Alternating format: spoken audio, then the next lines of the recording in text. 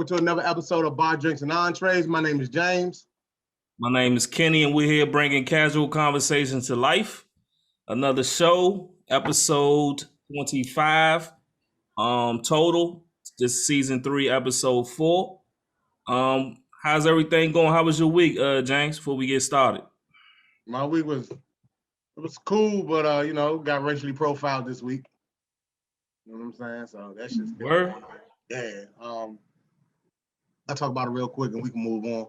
But pretty much, I run at night. So we was running down Georgetown, running towards Georgetown, and the gentleman was unconscious, and supposedly, from what the witness said, he was knocked out by 2 black guys on a bike, on a moped. It was 6 of us running.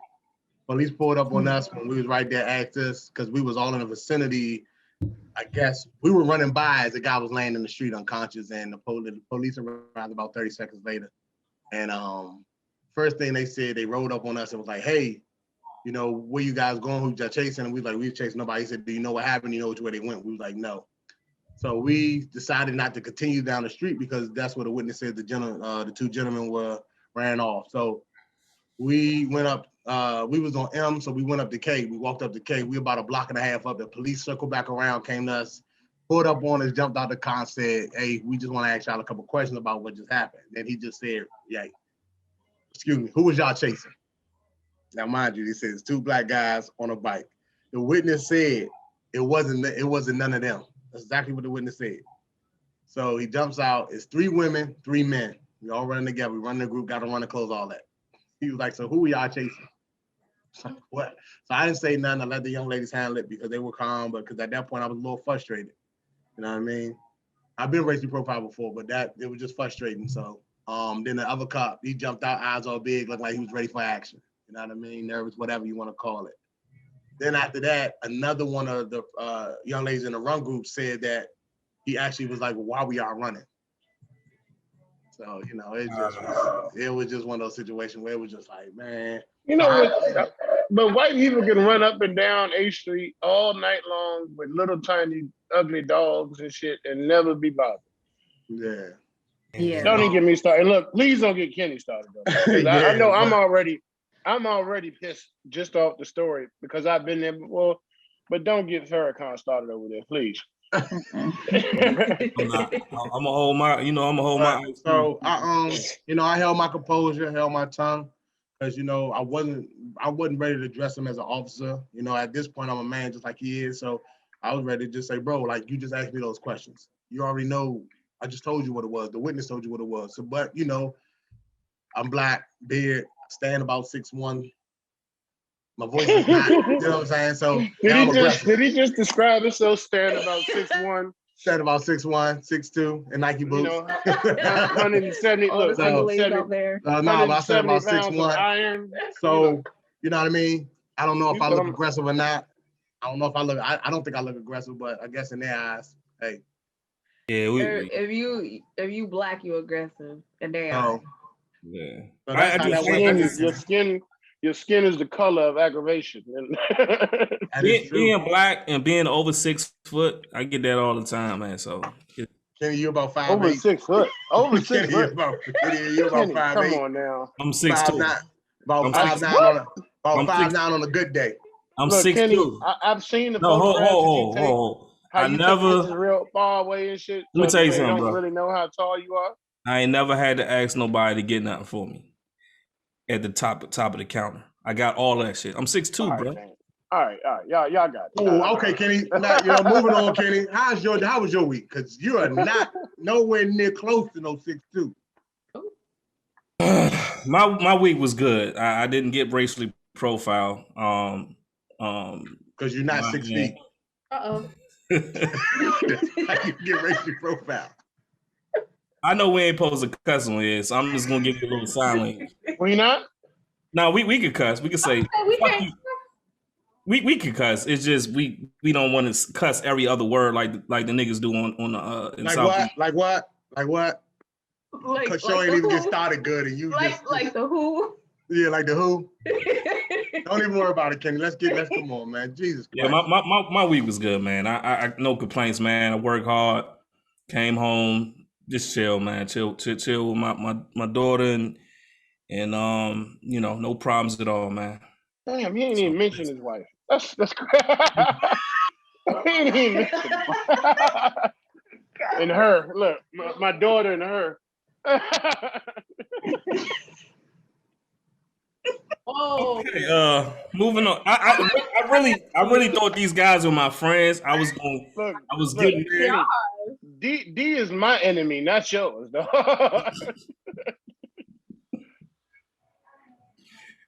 James, you want to take it from here? Man, let's go ahead and get into the show. Let's introduce our guest that we have on the show. Let's start with the boisterous. We usually go ladies first, but since he's been talking, let's start with the boisterous B&R Entertainment. B&R Enterprises. Hey, the third host. The third host. right. Big Ron, man. Big Ron, what's going on, brother? I appreciate you being on the show again. No problem at all. You know, I get on anytime y'all want.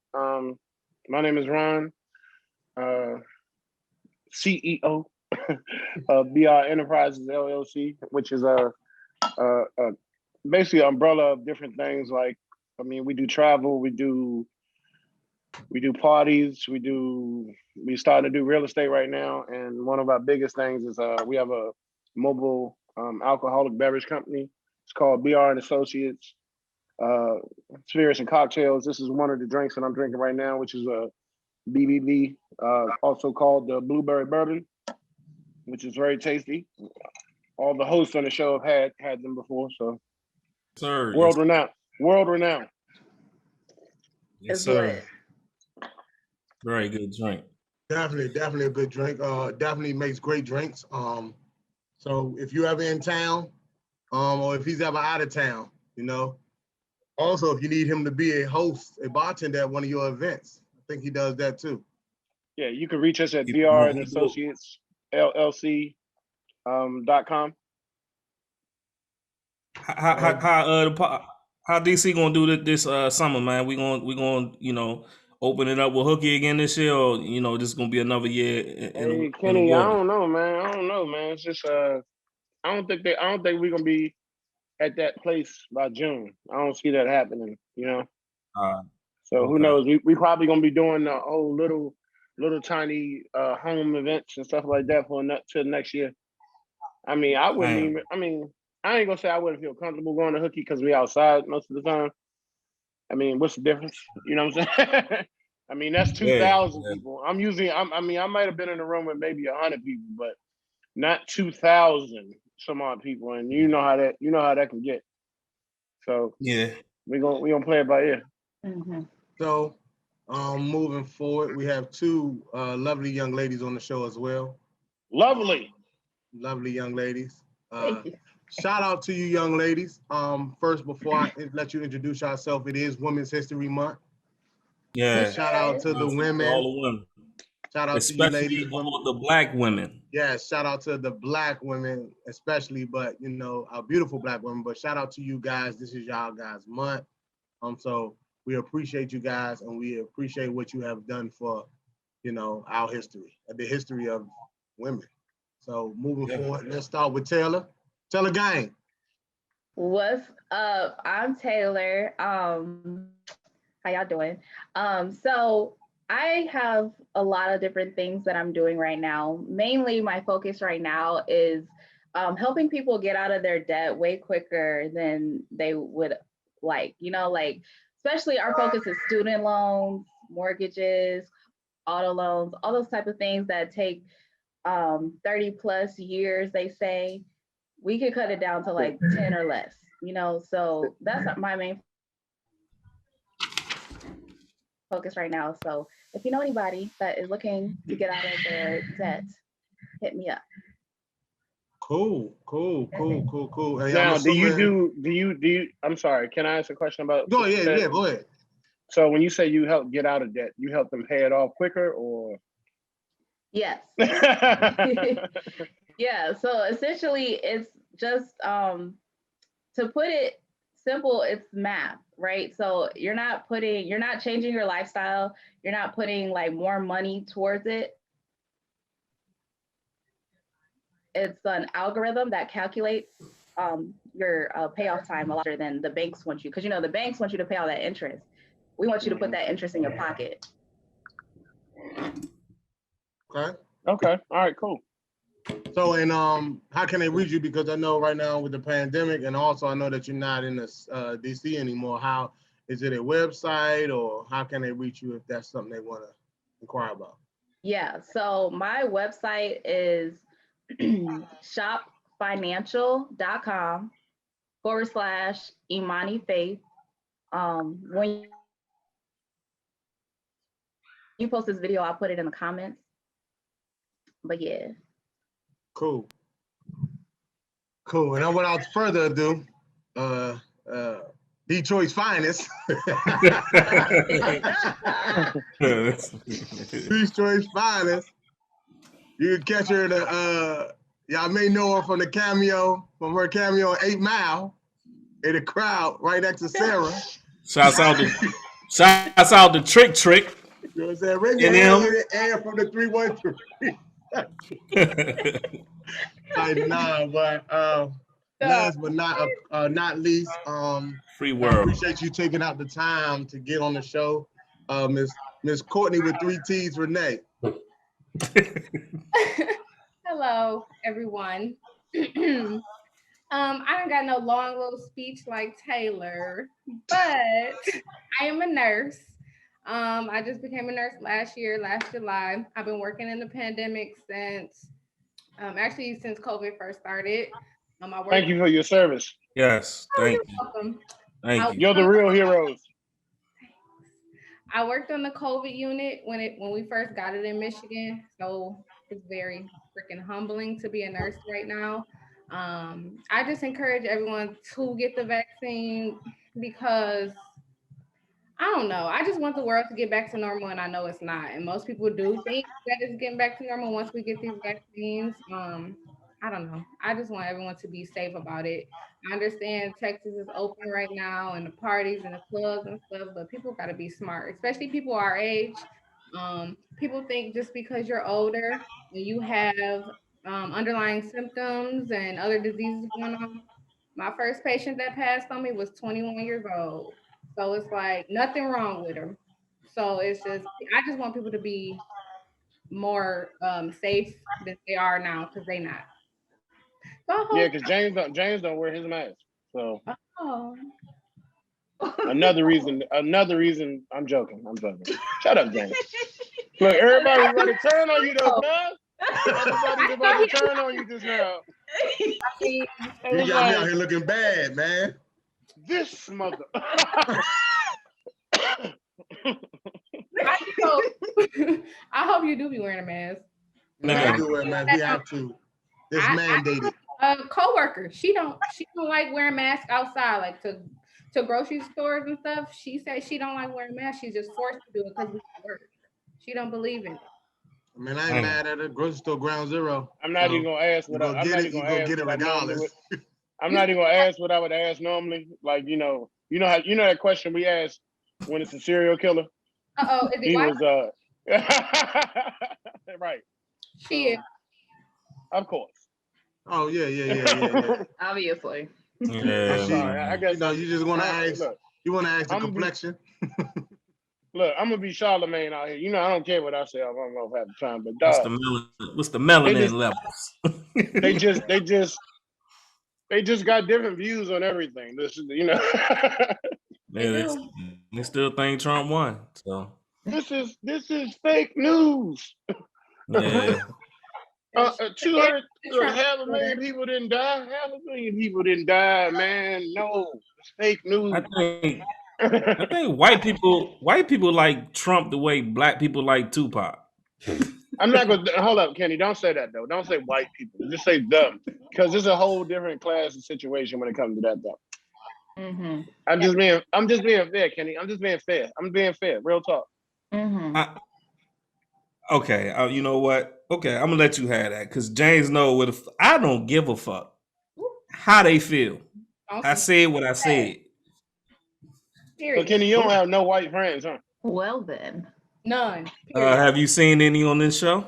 Oh my God! Listen. Let me get this disclaimer. Let me get this disclaimer out here now. Those.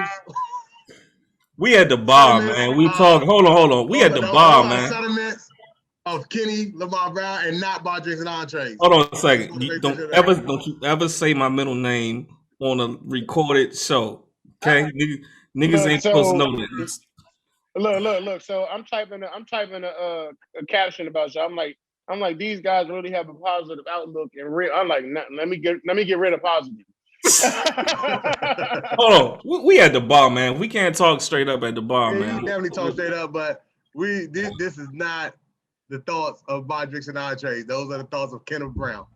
I'm not a racist. I'm not a racist. Never said you was. You ain't gonna make me feel like that. Like I said what I said.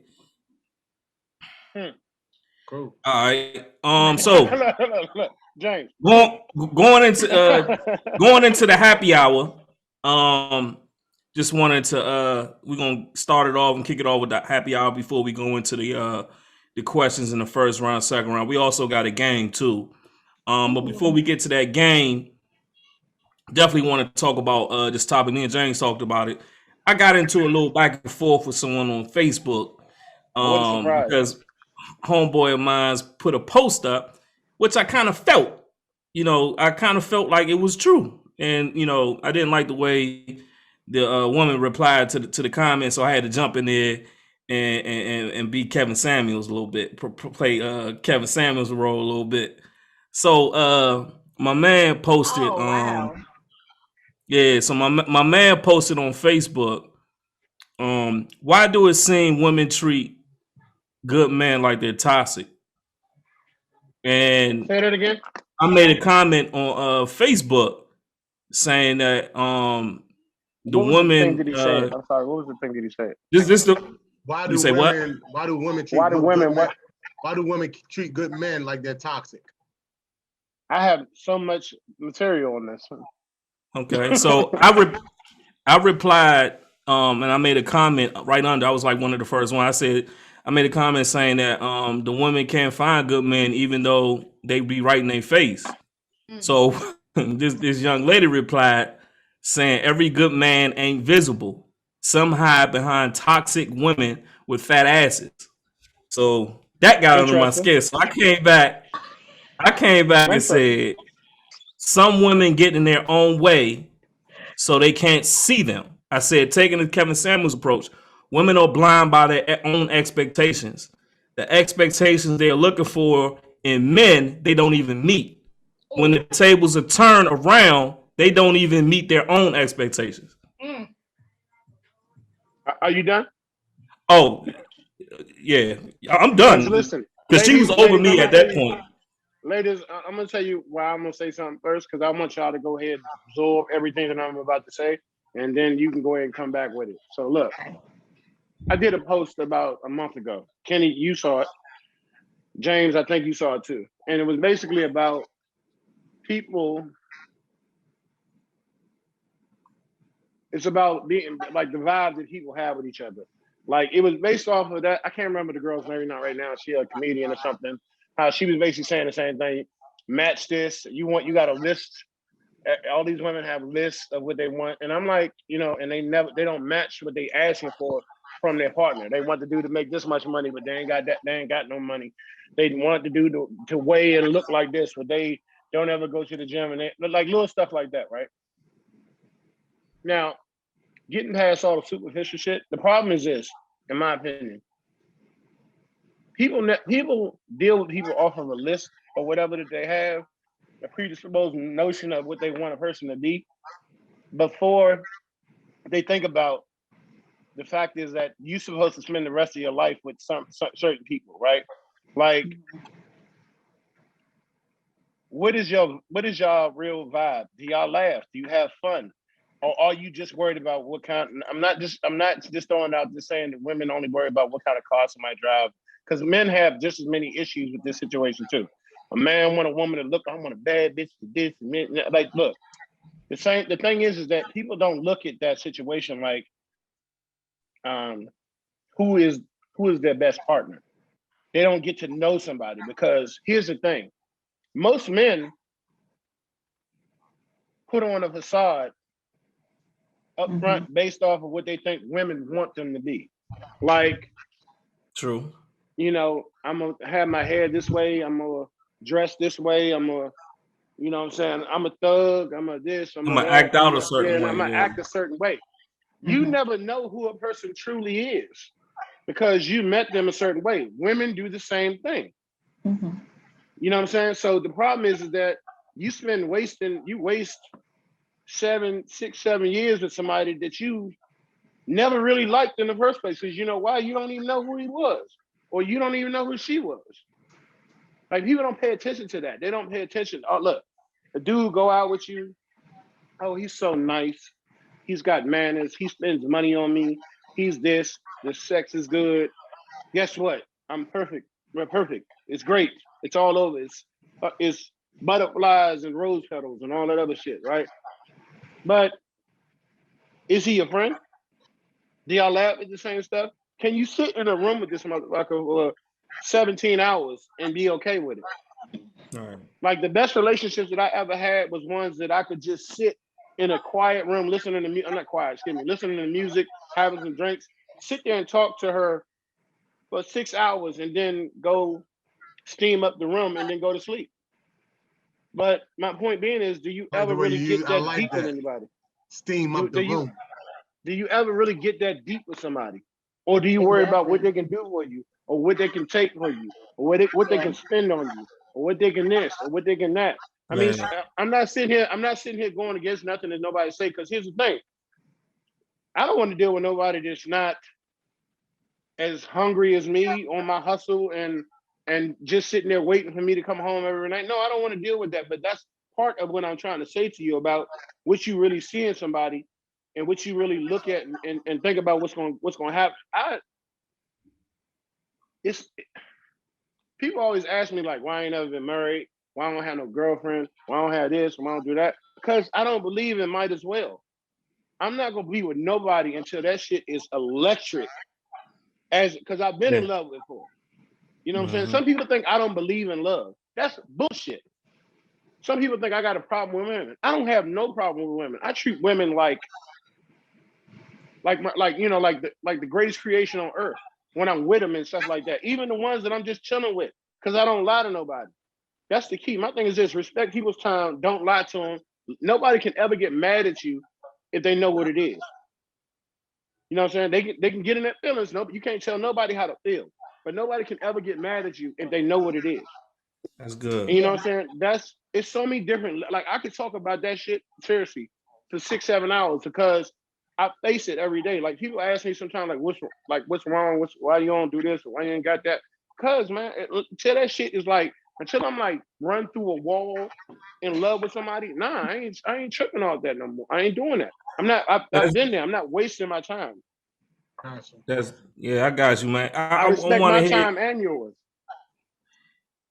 Right, Okay. and to the women, like, what do y'all, the women on this show, what do y'all think about that? And do y'all also, and I also throw another question at you, do you also think that good men They are so get ready to fire overlooked? off.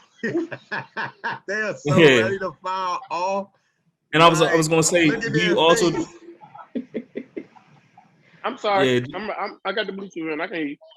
But no, I'm just saying that women are so ready to fire off. Like Taylor always has the pleasant look and everything like that. So you know But so I know she she was gonna see shaking her some. head like, you know what? You're right. You're right. But Yeah, because I'm gonna just say, like, if like women agree with the woman on the post from Kenny, the whoever right. the lady, if people agree with her, they're not gonna like me because I agree with everything y'all said so far. Because I think that some women live in this fairy tale world where they want this perfect man, but they ain't shit themselves. So it's like you have to be who you want to be first. Because first of all, if you are not together yourself, you're gonna fall for anything anybody tells you. So, like you were saying, how people put on this facade and everything like that, you're gonna fall for that every single time because he's just checking off all these boxes. But little do you know that he's just checking off these boxes because you were like, yeah, I want this, I want that, I want that. And so he's just like, okay, cool. Yeah, I can be that person for you until I get what I want. Then he gets what he wants, and then that's it. Like he's on to the next. But so, say the person. Don't say don't say he, because women do that too. No, I said the person. Oh, you said he, but okay, all right, I got you. Yeah. Oh, my bad. Well, I meant that. My bad. I meant that either way. But it's just like natural to say he. But I meant that in either situation. But yeah, like I mean, it's just to me she's a woman. To me, being single is like, you know, you gotta really work on like who you are as a person before you try and, you know, claim that you want somebody else to be with you, or else you're just gonna be a miserable person. Yeah, like a woman say, I want a man that makes six figures, and she make $52,000 a year, and or less. It's the man that's or less, and it's the man that's getting the short end of the stick. Courtney, what's your thoughts, Courtney? I know you're ready. Go ahead, Courtney. Go ahead. I mean, I agree. A lot of women do have very high expectations when it comes to a relationship. Or speak up, Courtney. Speak up. Okay, I said I feel like women do have high expectations for men, but they don't bring anything to the table. They want a man to have this type of car, or they want to dress a certain way. They got to have this much money. They got to have this kind of job. But like she worked at the mall, and you know, like she ain't bringing in nothing but PUSSY. I don't know if I can say that word. You can say it. Say it. You can say it. I mean, like you're not coming to the table with nothing but a wet mouth. And it's like, how can you expect so much from a man and you don't bring nothing to benefit this man at all? Like you want to build with this man, but you're not. Like you have to build together. You guys got to be on the same page. And women, men too. Everyone's mind is on like this. I gotta have this type of clothes to impress somebody. People are impressing the wrong people. So these relationships are building and forming off of social media and popularity and stuff. And I just feel like the divorce rate is really going up, because I know a couple married men who, I'm gonna hop to the marriage now, but married man, he not happy with his wife. Why are you with her? Oh, well, because she said X, Y, and Z. And then it's like you messaging somebody else and you have a connection with somebody else. Not my situation, by the way, but you having a connection with somebody that is not your wife. Well, why did you get with this person in the first place? Oh, well, she X'd off X, Y, and Z off my list, but we not happy together. It's just a lot of toxic ass relationships forming that don't even need to be together, because everybody's expectations for their partner is like outrageous. You know what I call that? Might as well relationships. Like I'm not gonna be in no might as well ass relationship. I'm not gonna be with somebody for 6 years and be like, you know what? You got married. Might as well. We've been together this long. So and like I know I got homeboys that said that to me straight to the face. Like I was joking with my man one day, right? When he got married, I was like, so you just gave up? And he's like, yeah. I was like, dog, I was playing. Nah, man. I mean, you know, I'm about to be like 45, 47, whatever. I'm like, I'm good, man. You know, whatever. I'm like, nigga, no, you got a whole lot of living left to do, dog. What's wrong with you? Like, does anybody on this call right now if you could control it, would you live a moment of your life unhappy? Hell no. Absolutely not. I don't think nobody will live a moment of their life unhappy. No, guess what, James? They will, dog. They do. Yeah. They do, though. I have a friend who, since that is her baby daddy and he treats her like shit, that's all she knows. That's what she told me. That's all she knows. So she's going to keep giving this man kids and keep being with him because that's all she knows. Can I ask one more question? I'm going to be quiet after that because I'm going to let James and Kenny talk. But look, ladies, let me ask you this. So this recently came up. So if you tell a woman, this is my question. It's so polluted and cancerous right now, the way that people interact with each other, that you don't even believe somebody when they tell you something. Like if a man came to you, said, "How you doing?" I just had to stop to talk to you because you're literally the most beautiful woman I've ever seen. Blah blah blah blah blah, and I just really want to get to know you. So the 9 times out of 10, most women look and do like, "Here we go." Why can't that be the truth? That's Can I ask you a question? I'm glad that you. Why can't that be the truth? I'm sorry, Kenny. I'm gonna just say that last 2 things, then I'm gonna let you go. Why can't that be the truth? Why can't he be real when he said that to you? Why do you have to think that he's lying or it's a line or he's full of shit? Like, oh, here we go. He's laying it on real thick now. Why can't he have just walked past you and felt something like, God damn, dog, like your spirit, you're this, you're that. And I just really want to get to know you. I think, honestly, if somebody said that, if a man said that to a girl and she didn't appreciate that, then she wasn't feeling him. She didn't feel the same way. Okay, but what does that matter? He could be ugly. What's ugly? That's so funny to me. What's ugly? I mean, a person that's not attracted to you. Yeah, like if an ugly dude came up to me and said that, ugly is ignore him. Like, hold up, ugly is an aura. Ugly is an aura. People face. Because I'm gonna tell you right now, I've known some women that have not been with James and Kenny. If they gave us all a piece of paper, and we were artists and we drew the most, as you said, draw the most beautiful woman you can see in your mind. You draw a picture. She didn't look like none of that, probably 90%. I'm 9 times out of 10 sure of that. But guess what? She had the greatest fucking soul that I've ever met in life. That doesn't make her ugly just because she doesn't look like either one of you two lovely women right now. Ugly is a spirit thing, dog. Ugly is evil. Ugly is evil, dog. Ugly is evil. Let me ask you a question. If it's the most handsome nigga in the world, right? Most handsome nigga in the world, but he beats women. He's evil. He hates children. He hates old people. He'll kick a nigga in the face before he would give him a glass of water. He's ugly.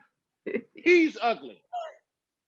He's ugly. No, I think looks are involved too, man. Like I kind of got lean with the women on this. Like it's just a person. You like a person. If for me, the physical attraction is a part of a relationship, dog. That's not what I said, Kenny. That's not what I said. But calling somebody ugly because they're not something about them doesn't turn you on is wrong, Kenny. Oh no, I wouldn't say no. I don't think nobody meant like they'll call them ugly. She said, what if he's ugly? You just mentioned I'm trying to clean it up. I'm trying to clean it up. Kenny, she said, what if he's ugly? He tried to help you, Courtney. He tried. Okay, I get what he's saying. They could have a ugly personality and the vibe on them could be ugly. I get it. But I'm just saying if a person's physical face and just body is ugly to me or not attractive, then that's different. I mean, all right, that's different than saying somebody's ugly, though. That's different than saying somebody's ugly. Okay, well, I would say unattractive. Let's not say the word UGLY. Let's say unattractive. Courtney, I'm glad you got hooked on phonics.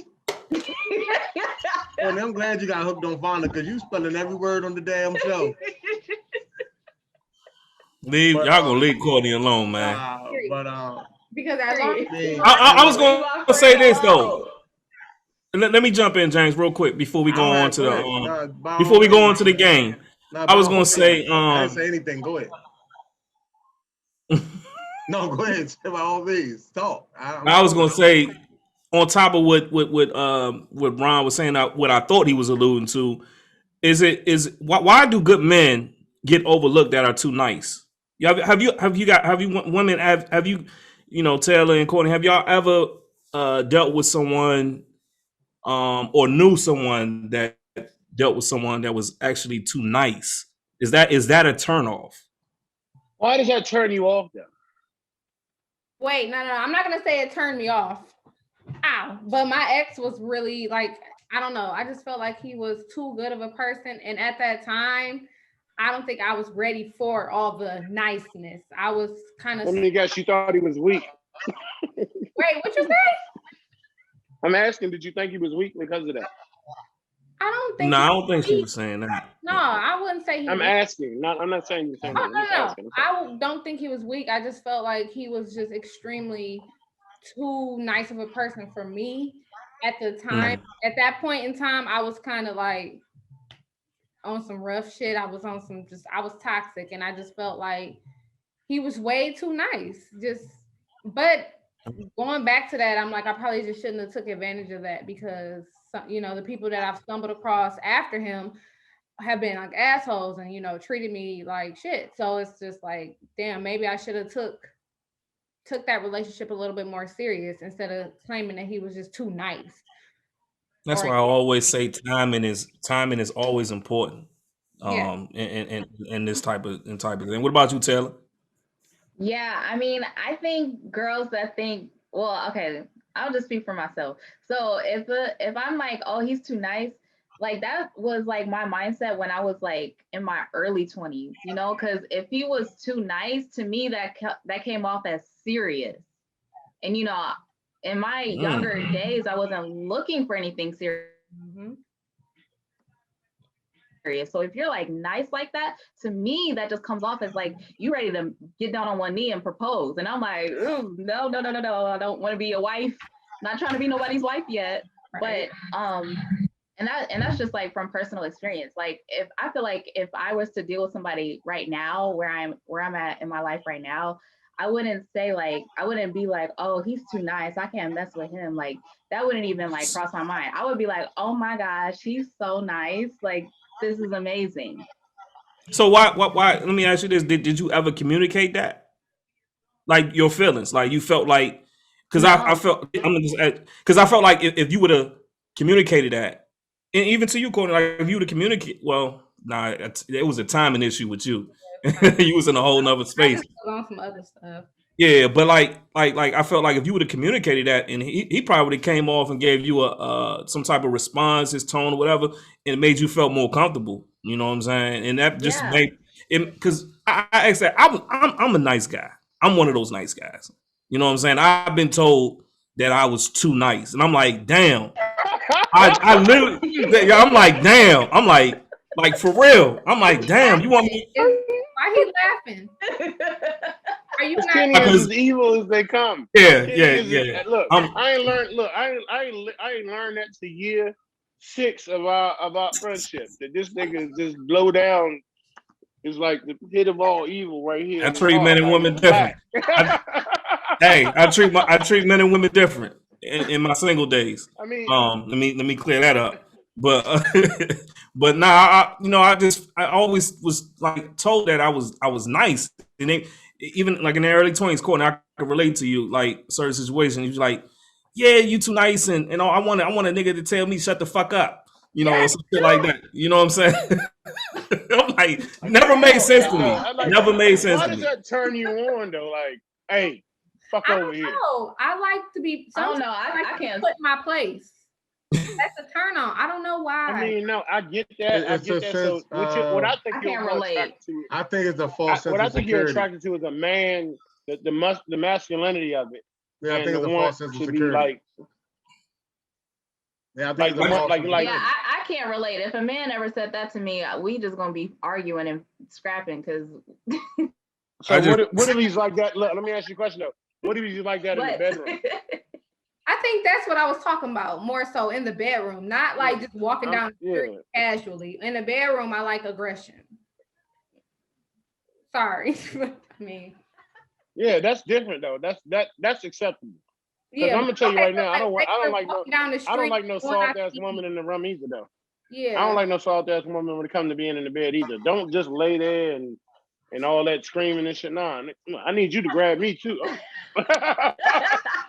We done went down. We done went down a whole nother lane. My bad. No, James, we haven't though. It's all part of it though. It's all part of it, Jay. It really ain't.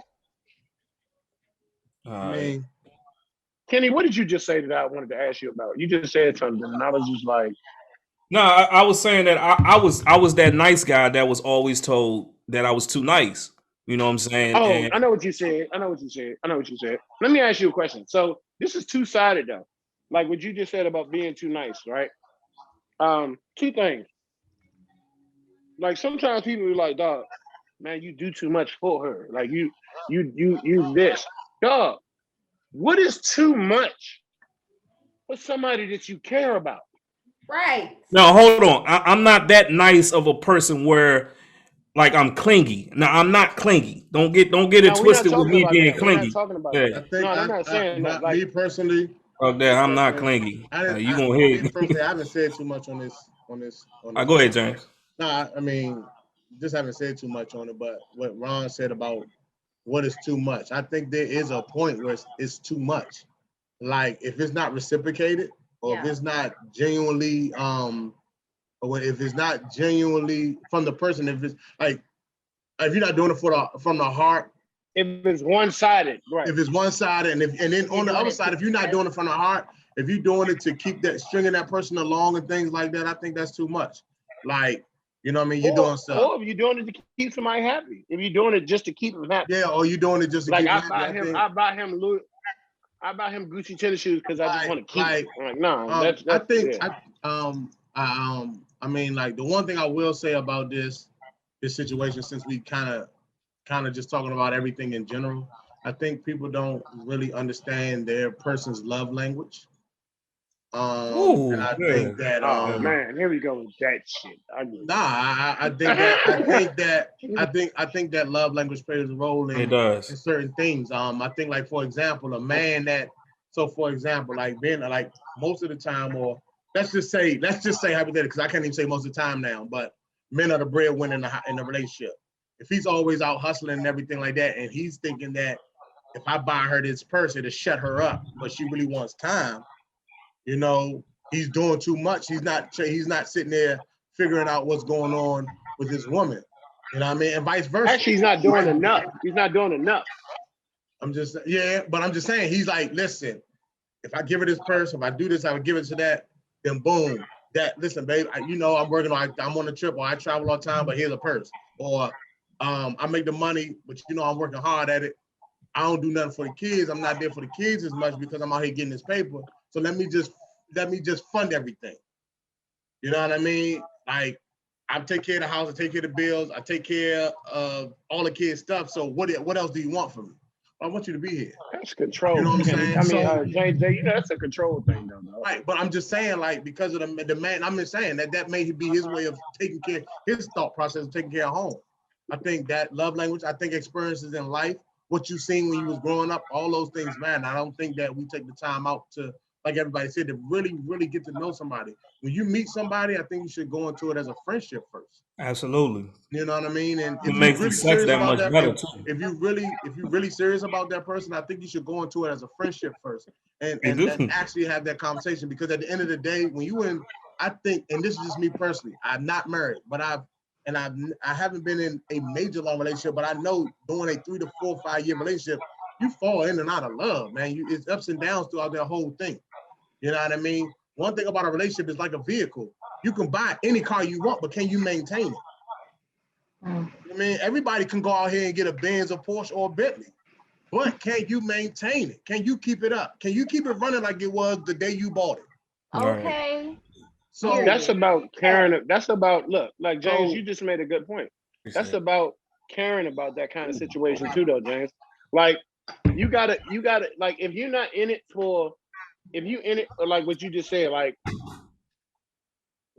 I pay for everything, so that should be enough. Dog, you don't care about it enough to know to maintain the whole situation like you just did. Like you or you don't know how to mentally, or you don't mentally know how to do it. That's another problem some people have too. That goes to listening to the women, listening to your woman. I mean, just listening. Period. I think it's listening to both parties. Listen, guys. So we can go. Yeah, go ahead, James. Yeah, but we can go deep in this, but I want to definitely move on because we got some other things we want to cover. But I'm just thinking, like when they say toxic men, toxic women, I think it's like Courtney said, you fell in love with the size that turned you on. and then realized that it wasn't good for you at the time. I think timing, I think age, I think maturity, I think experiences, all that matters, and that all puts you in a place of growth. You know what I mean? Like, you know what I'm saying? So I think that when we talk about women not seeing men for who they are, I think that first of all, we always see each other from a surface level first anyway. Like I said, that man could be your everything, but because he's not the most attractive person in the world, you look him off. Whereas, for example, money make people look good. If y'all understand what I'm saying, money make people attractive. So yeah, because Beyonce married Jay-Z. So I mean, like for example, how do you know that he wasn't the most? All right, whatever. Well, I'm just saying, money make people. To me, Jay-Z look like a camel. No, I'm not talking, but I'm saying money make people look attractive. You know what I mean? Like to me, I don't judge a man, but like the nigga Lil Wayne ugly. Ugly as shit. But because his money what allows him. Courtney, what you said? But he pulled the baddest one. But his money allow him to do certain things. So money make you attractive. So I think we fall in love with surface level stuff, material stuff, and stuff that's impressionable. And I think we sometimes fail to see who that person really are, or we ignore the signs. Yeah. Because of the other things that provide, or you say, well, you know, he do this, or you try to justify it. Yeah. Because you may be scared of being alone. And I mean, it's a lot of different things. I'm not just gonna say alone, but like people love company. A lot of people don't want to go to the movie by themselves, by themselves. But hey, at the end of the day, the sun rises by itself every day and it still shines. So Yeah. I mean, but we can talk about this all day long, man. Let's move on, man, because we got a lot of. We're gonna move on to this game, and then we're gonna go into the first round. We typically, we do a game just to break the ice, to play a game. We did everything from a versus battle to who would you play on a road trip and all that, and we did one gotta go. So this week I brought back one gotta go, and what we're gonna do is give everybody just to pick one, out of the three options I give y'all, and then we'll just move on, and then we'll go into the first round. So pretty much with the one gotta go is just which one you can do without. Okay. All right, understood. All right, one gotta go. Day parties, night parties, or kickbacks? Night. Taylor. Courtney already said you said day parties? Courtney said night parties. Night party, yeah, that's one I'm at. I mean, yeah, me too. Because honestly, kickbacks and day parties are the shit to me. Yeah. So y'all already know. I'm not gonna lie. Me and my partners threw one of the most successful day parties in the city for a long time. And I would rather be there than any night party, especially at the age that I am now. I like going home at 10 o'clock because I ain't gonna lie to you. I could go do that shit and then go home and talk to my son and blah, blah, blah, and get up and go to work on Monday. So I was dope with that. That's important. Yeah, I think we're all in agreement here. Night parties can go. Yeah, yes. I can deal without a night party. I just love I love the day party because it's still, like I said, when I leave a day party, it still could be light outside. I can still, if I wanted to, go grab something to eat and right. We can still look. We can still go on a date, Courtney. Yeah. we can take the kickback. We gonna hook y'all up after the show. We can take y'all on the kickback. Jay, I don't give a fuck. So it's like, hey, no, we listen. As you should. As long as Courtney treats you right, Ron, I'm cool. Because I'm not ugly. Look, Courtney, because I'm not ugly. Talk your shit. Hey, listen, as long as she treats you right, Ron, I'm cool. Man, shooting the shot. As long as she treats you right. But yeah, I just think like even with a day party, I can take you to the day party and take you to a kickback right after. You know what I'm saying? Those be the dopest nights though, Jay. You already know that. You already know when we go through shit. You throw some good kickbacks yourself, my brother. Yes, you do. Yes, you do, brother. You know what? We about to have to do that too, dog. We about to have to do that. I'm sorry. Please, man. Please, I'm waiting. No, look. Hey, Courtney, no more than 20 people. Promise. I got the COVID vaccine. It's okay. Look, and y'all two know I live on the rooftop, so it is what it is. Hey, Ron had a whole catering over there too. Like he fed us and everything. Good time. Ron got the James, remember every time y'all was like, why you grilling? I like to cook. Yeah, he love to cook, man. Yeah, hey, me man, too. Me too. That's me too. I'm at the grill. The night party is out, it's over, it's done. Bye. Hey. Over. So why Kenny coming up with this? Hey, James, how many? I want to know this though. Look at it this way too on a safety click. I like to ask the DC cop one time. How many shootings have you saw at day parties, and how many shootings have you saw at night parties? Yeah. Right. That is Detroit. Yeah, you're right. Yeah, man. So why he's coming up with the first round? I like to ask everybody what they're drinking on. I'm gonna start with you, Taylor. Taylor Gang, what you drinking on, Taylor Gang? I am drinking on my favorite wine, Capello.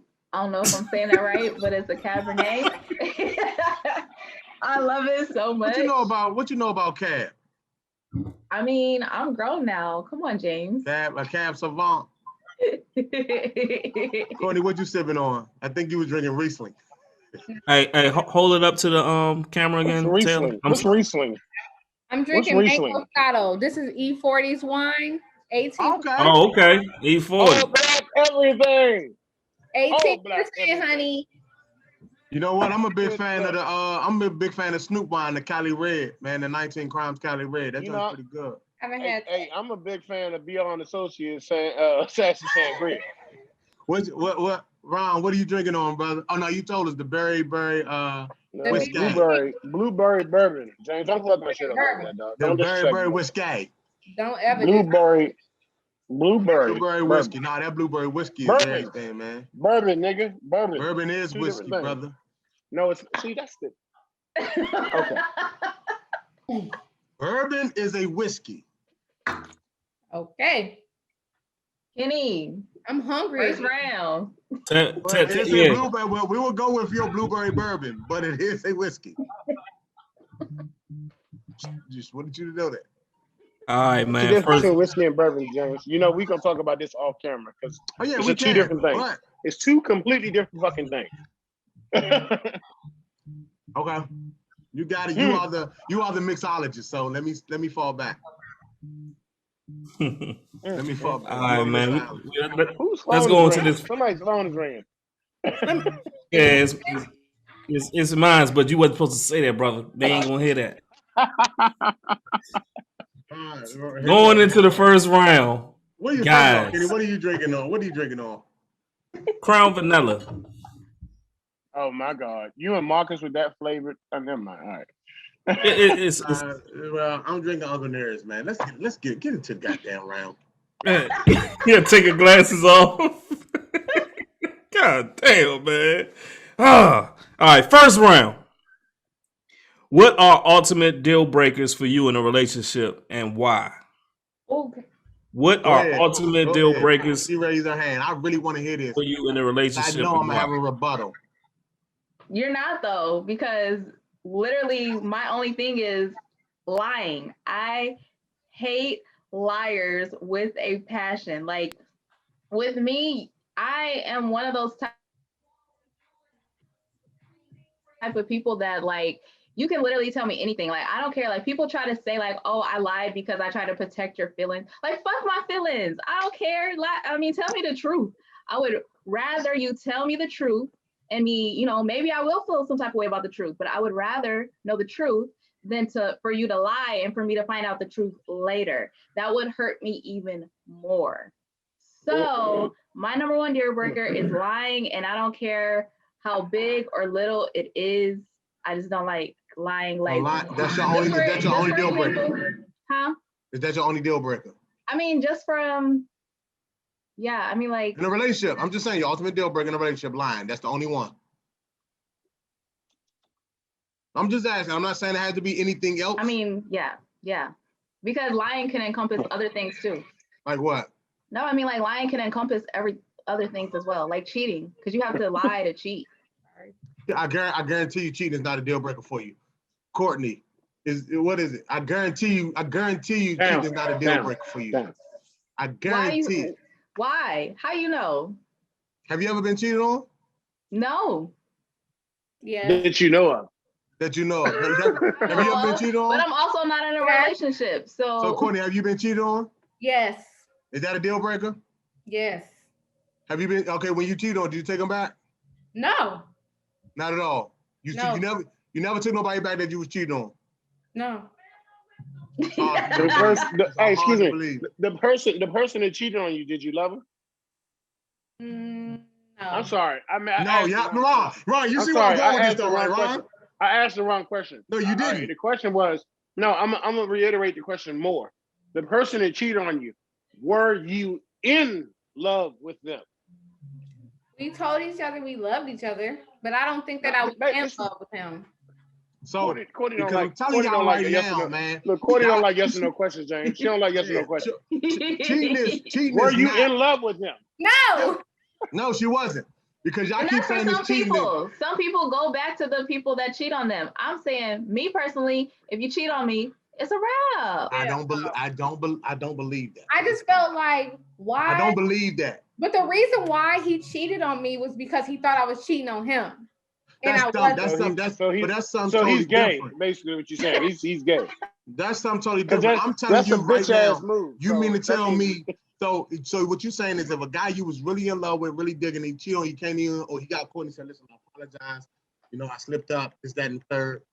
I made a mistake." You really think that you could? You really think you don't think so? You don't think it's no? So you really think that cheating is you? I find it hard to believe that. Yes, I find it hard to believe. I'm just telling you. I find it hard to believe that cheating's a deal breaker. I think when you're like, if you're really in love with that person or whatever, yeah, she'll be super hurt. But I guarantee you'll take them back. You may have not been in super love. You know what you mean, James? I understand what you're saying. Because somebody, look, you know what? A dude that I respect and I've known for years, so it told me the other day, cheating is not a deal breaker for me. I was like, You don't really hear too many men say that. I said, look, cheating is not a deal breaker for me, but what happens is this.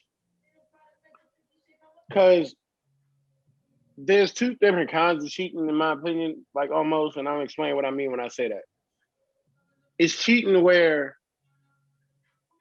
I did something wrong, I wasn't paying attention, I wasn't there for you, and somebody else gave you that, and you strayed off one day. Like, I didn't do what I was, James, I went to that place where you just said, I feel like all I gotta do is give you money and take care of shit and take care of your surroundings. And I don't have to pay attention to your feelings. I don't have to pay attention to what you're doing. I don't have to pay attention to what you're into. As long as I'm making sure that you got a house over your head, Gucci and gold, as they say sometimes, blah, blah, blah. I don't want to hear nothing from you. So look, that I could get over because I was wrong and I fucked up. Now, if I'm doing what I'm supposed to be doing and you just being trifling, that I can't forgive because you had no reason to do that. You had no reason to hurt me like that. You had no reason to fuck me over like that. You just did it because your soul is fucking ugly and you're selfish and you're mean and you a bitch. That's where I'm at with that. So cool. Before that, I said what I said.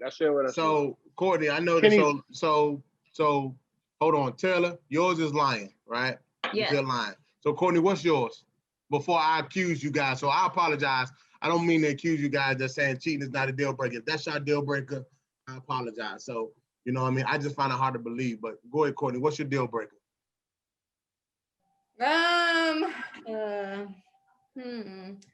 I mean, I want to bounce off her saying lying and I want to say cheating, but I also feel like disrespect. I know I agree. Disrespectful ass people, and I just can't deal with disrespect. I just feel like you trying to belittle me, and I just don't like feeling that way. Whether I'm in a relationship, don't disrespect me, don't disrespect my family, anything that got to do with me. I just feel like disrespect is just not in my book. But then that bounces off like lying and cheating. Like I don't necessarily disrespecting line. Disrespecting line is not the same thing. I mean, like I just feel like bouncing off what Taylor said, disrespect. I mean, she's saying lying. That's disrespectful to me because what would put you in that mindset that you would have to lie to me or disrespect me? Like you lying about something, you cheating, that is disrespectful. You stepping out on our relationship because whatever reason, I feel like that's disrespectful. You not respecting me as your woman, like I don't know. I just feel like disrespect is like really a deal breaker. Once you disrespect me, you out the door. Okay, so disrespect for you come in all fashions. I mean, multiple. It can be multiple things. I mean, I feel like not all fashions, but multiple things. But there's levels to this shit. Yeah, it's like levels. But like, I just feel like I don't want to be disrespected because I don't need a nigga for shit, to be honest. And like, if you got to come at me sideways, then you can hit the door. I don't need you. I'm the only child, so it's like I don't have siblings. My daddy has always been there for me. So what a nigga can't do for me, I had to just go ask my motherfucking daddy because that's just me. I don't have to ask a nigga for no money because I can have it myself.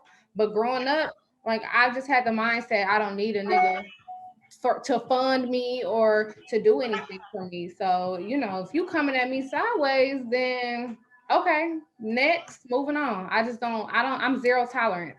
Okay, cool. Fuck me, that's it. Okay, cool. So disrespect for you. Ron, real quick, what are your deal breakers? Because I got a question I want to come back to. What are your deal breakers? So my deal breaker is unappreciation. Like Whoa. Pardon me? No, that's good. No, she was like, boom. That's a good one. So like it goes along with disrespect, right? Like it's a circle of all of which you two ladies have an issue with. Being unappreciative is not saying thank you for everything that I do, but I want us to appreciate each other. And like me, like I just said, like I can't say that there's anything that you can't do for somebody that you care about, because once I love you, it's nothing I wouldn't do. Like I do shit like whatever you like. If you got favorite candy, like I'm just gonna, that shit is always gonna be in the house because it's your favorite. You know what I'm saying? Like if you like a certain kind of bread, if you like a certain kind of wine, so that shit is you're never in tune. Not gonna so be pretty home. much you're gonna be in tune with your woman. Yeah, like unappreciative shit like that, like not putting effort to make sure each other feel good. Cause I don't like, I'm like Courtney. I make money. I don't need nothing from nobody materialistically. Like honestly, the kind of gifts that I get from women, the ones that mean shit, like you can make my shit and I'll be like, damn, dog, that was really dope. You don't have to buy me $600 tennis shoes. I got $600 tennis shoes. You know what I'm saying? Don't get me wrong, I'd appreciate it because you did it. But if you take some time to put some gift shit together with me, it means little shit mean way more to me than anything in the world. So when I'm not getting that from you and I'm not getting that kind of time from you, I feel unappreciated. So I ain't fucking with you at that point. Now I'm gonna say one thing and I'm gonna let you go, James. Courtney, you know, you said something just now about your father and everything, right? Like your dad taught you this and your dad this, and if you ain't got from this nigga, you gonna go this way. That daddy's girl stuff is a double-edged sword sometimes. I've dealt with that. It's a double-edged sword because it goes into two different things. It's like this. One, it almost goes into like, well, if you ain't doing what my pop said, you ain't shit. And who made your father the all-knowing of everything that's supposed to be? Right. It's not that. I have a daughter. I'm about to say something to you, Kenny. All right. Kenny, I get that though. But my thing is this: a man should respect you. You should feel protected. You should never have to ask nobody else for nothing.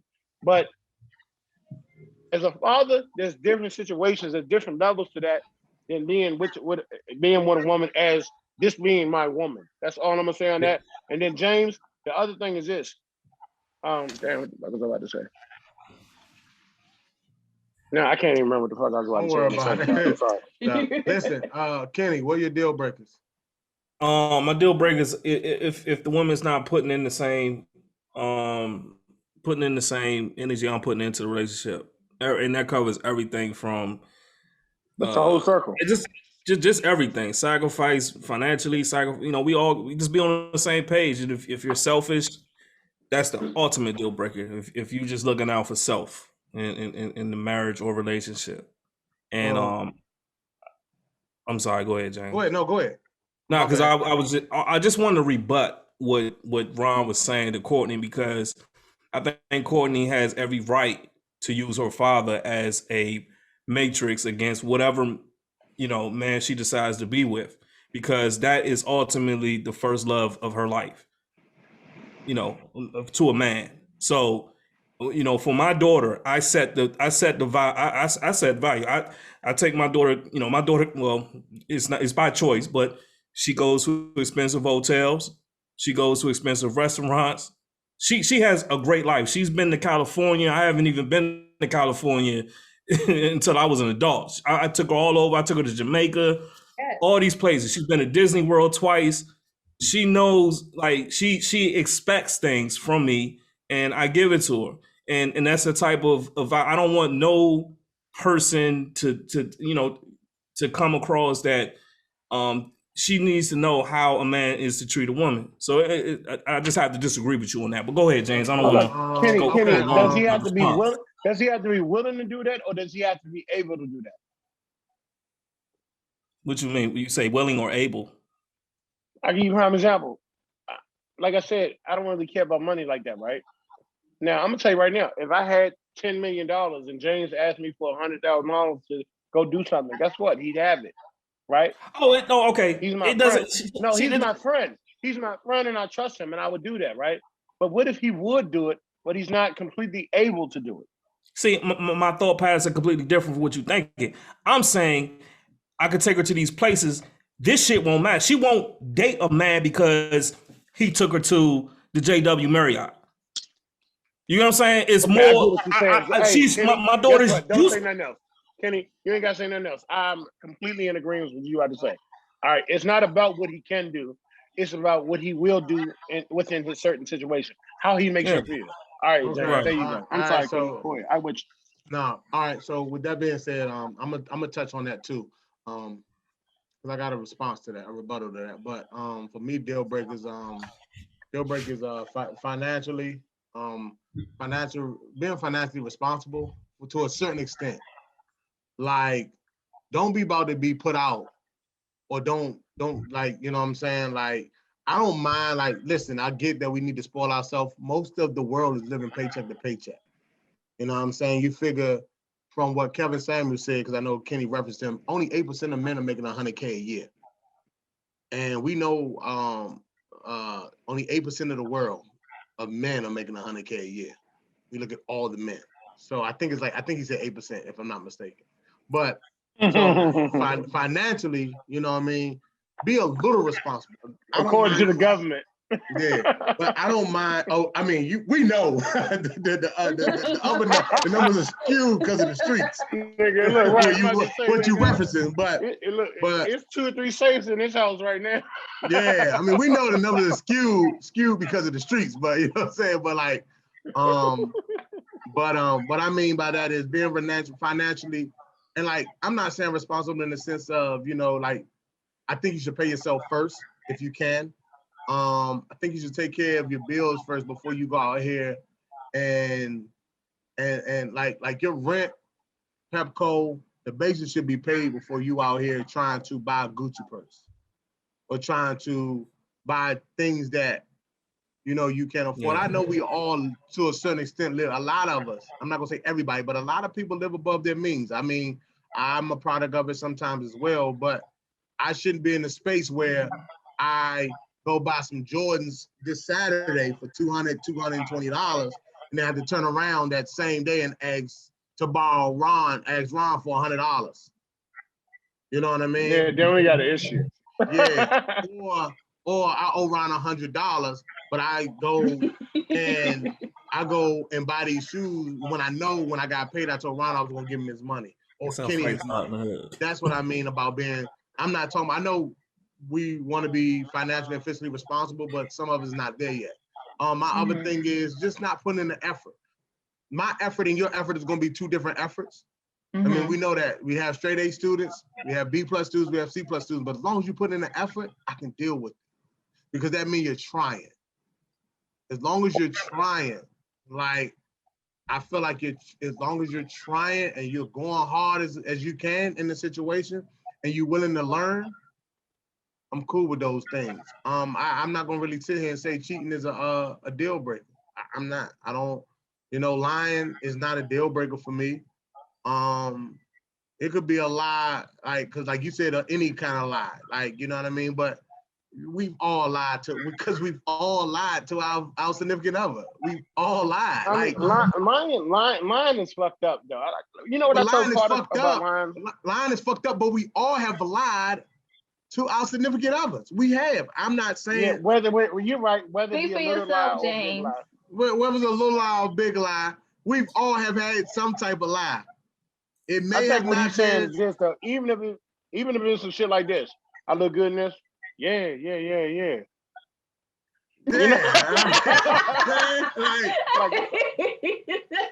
like that's a lie. Dog, did you really paint your nails that color, dog? What the fuck? That's why we asked. What color should we get?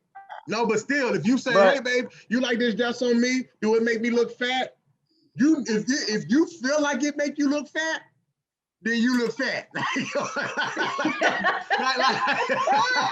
Right. You gotta ask me that question. If you gotta ask the question. So the answer is yes. If you gotta go past this, like this. Yeah, so and real quick before we move on, I do want to rebut something.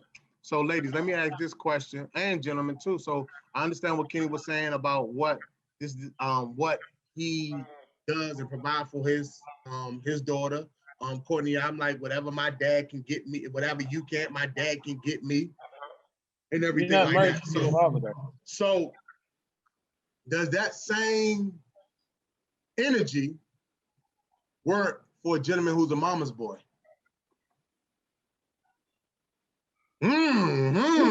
I'm just asking, Courtney. With that same energy. You know what's funny about that, James? Let me ask you a question.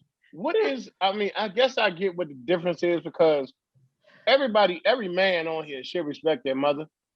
And my mother needs something. I'm about to go take care of it. I'm sorry. I don't give a fuck what you got to say about that. This is my mother. She gave me life. Right. She watched me when I was sick and all that other shit. You ain't done. Look, we've been married 10 years. You ain't done half the shit that my mother's done for me. So, but what I'm not gonna do is this. I'm never gonna do is this. This is what a line in the sand is. I'm not gonna let my mother disrespect me, and I'm not gonna let my mother say too much about what's going on between me and you because I'm married to you, not my mother. No, I'm not saying that, Courtney. What I was saying was Courtney said what Courtney said what her dad, what her man can't do, her dad can do. No. I don't have to. I'm just asking. Hold on, let me out, Courtney. Reiterate what you were saying, because they got you messed up. Saying that. No. What I'm saying is, Courtney. It was never that. No, but what I'm saying is, so when I say, hey, my mom cooked for me every morning. My mom made me lunch, and she had dinner ready for me every night. But your mama ain't your girlfriend or your wife. Okay. But my thing is. So hold up, Courtney. So my mama ain't my girlfriend or my wife. What you can't do, because your dad may be good with his hands. Your dad may be good with his hands in the sense of he can paint, he can fix the sink, he can fix the toilet, he changes oil, he rotate tires, he know all that, right? I may not be able to do that, but I can get it done. So that's all. You know me, I'll pay somebody to do everything. Yeah, but that's all I'm saying. So what I'm saying is what Kenny said. So if my mom, have took me around the world, and I ask you if you got a passport, and you say, oh nah, you know, I've never really ventured out. I'm not gonna hold that against you. I feel like if the roles were reversed because you were shown certain things, I may not get the opportunity as a man because I have not done certain things that I'm gonna be looked at differently, or I'm not on that, or you don't feel like I'm on your level. But if I'm as a mama's boy, whereas to get all those things like you just said, that your mama's not your girlfriend or your wife. Why isn't it not the same for me if I said well, your dad is not your boyfriend or your husband? I wasn't really meaning it like that. It was just more so I was raised a certain way, and my father showed me how a woman should be taken care of, you know, how he took care of me and my mother. It's not like, oh, well, you can't buy me this Birkin, well, my daddy will. It's not like that. It's just more so how a man takes care of his child and his wife. I feel like that's what I deserve. What my mother has been through, you know, I need to get that from my man. You know, my daddy makes sure everything, we don't have to touch nothing. You know, like my mom is well taken care of and I was well taken care of. You know, I got whatever I wanted. Not saying my man got to get whatever I want, but you need to show how to be the man of the household. My mom pays bills. You know, my dad don't just pay everything, but I just felt like how he brought me up and how he takes care of my mother and what I saw is kind of what I deserve. I don't expect nothing from nobody. You know, I talked to somebody and Valentine's Day, I didn't even expect nothing, you know?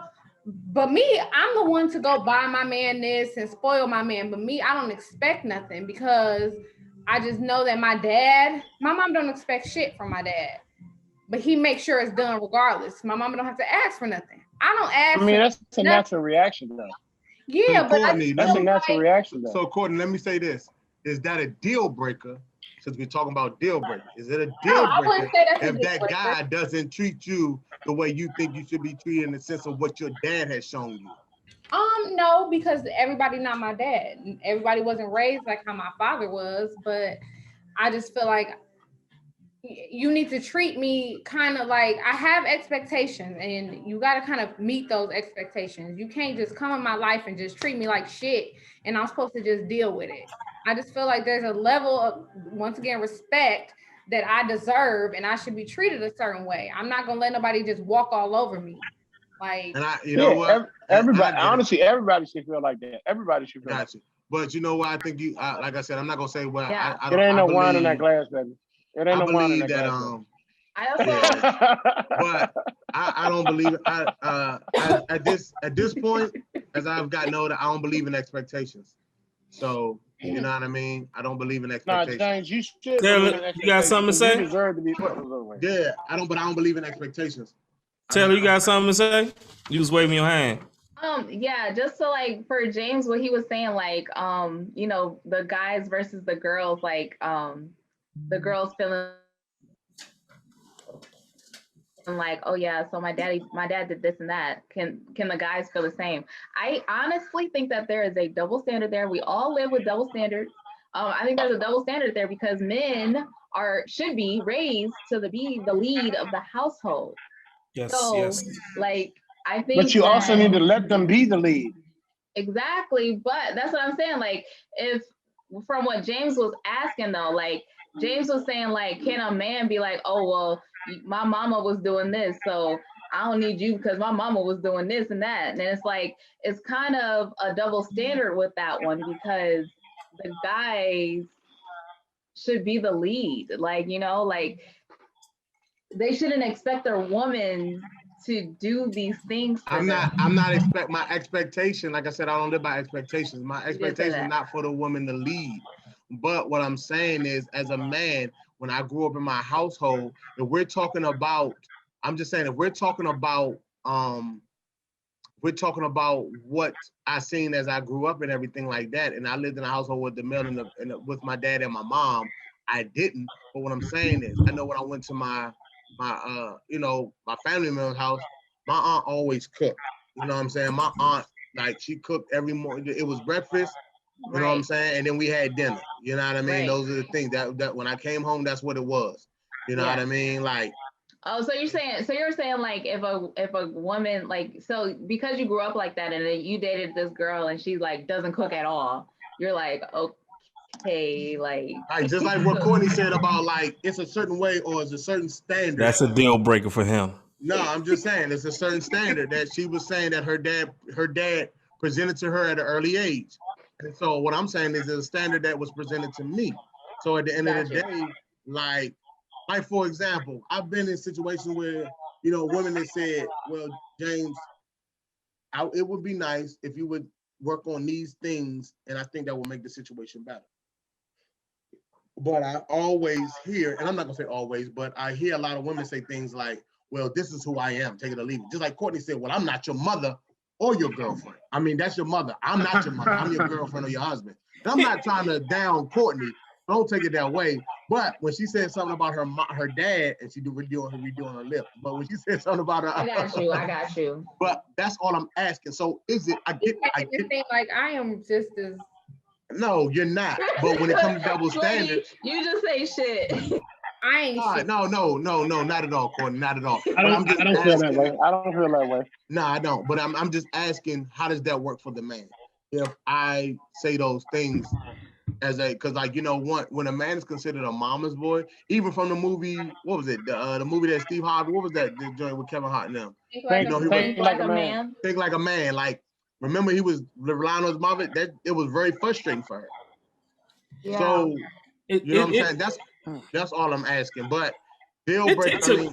It took me to have a daughter to understand where Taylor and Courtney coming from. Right, and I'm not saying that they're wrong. I don't want you to say they're wrong. Because like I said, I think that, like I said, I live more of standard than expectations because I think when you expect something, you set yourself up for failure. Before we go to second round, James, you never loved someone so hard that you would compromise and eliminate that deal breaker? Whoa. I compromise. Listen, they can be mad all they want. I think men compromise more than women every day, in every relationship.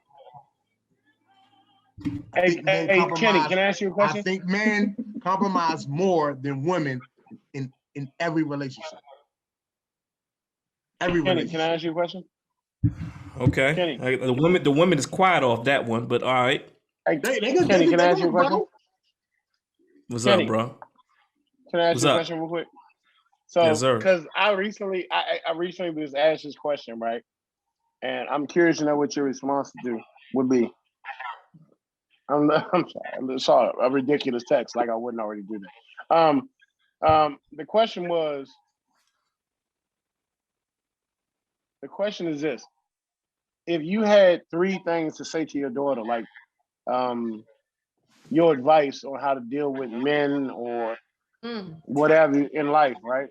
What would those 3 things be?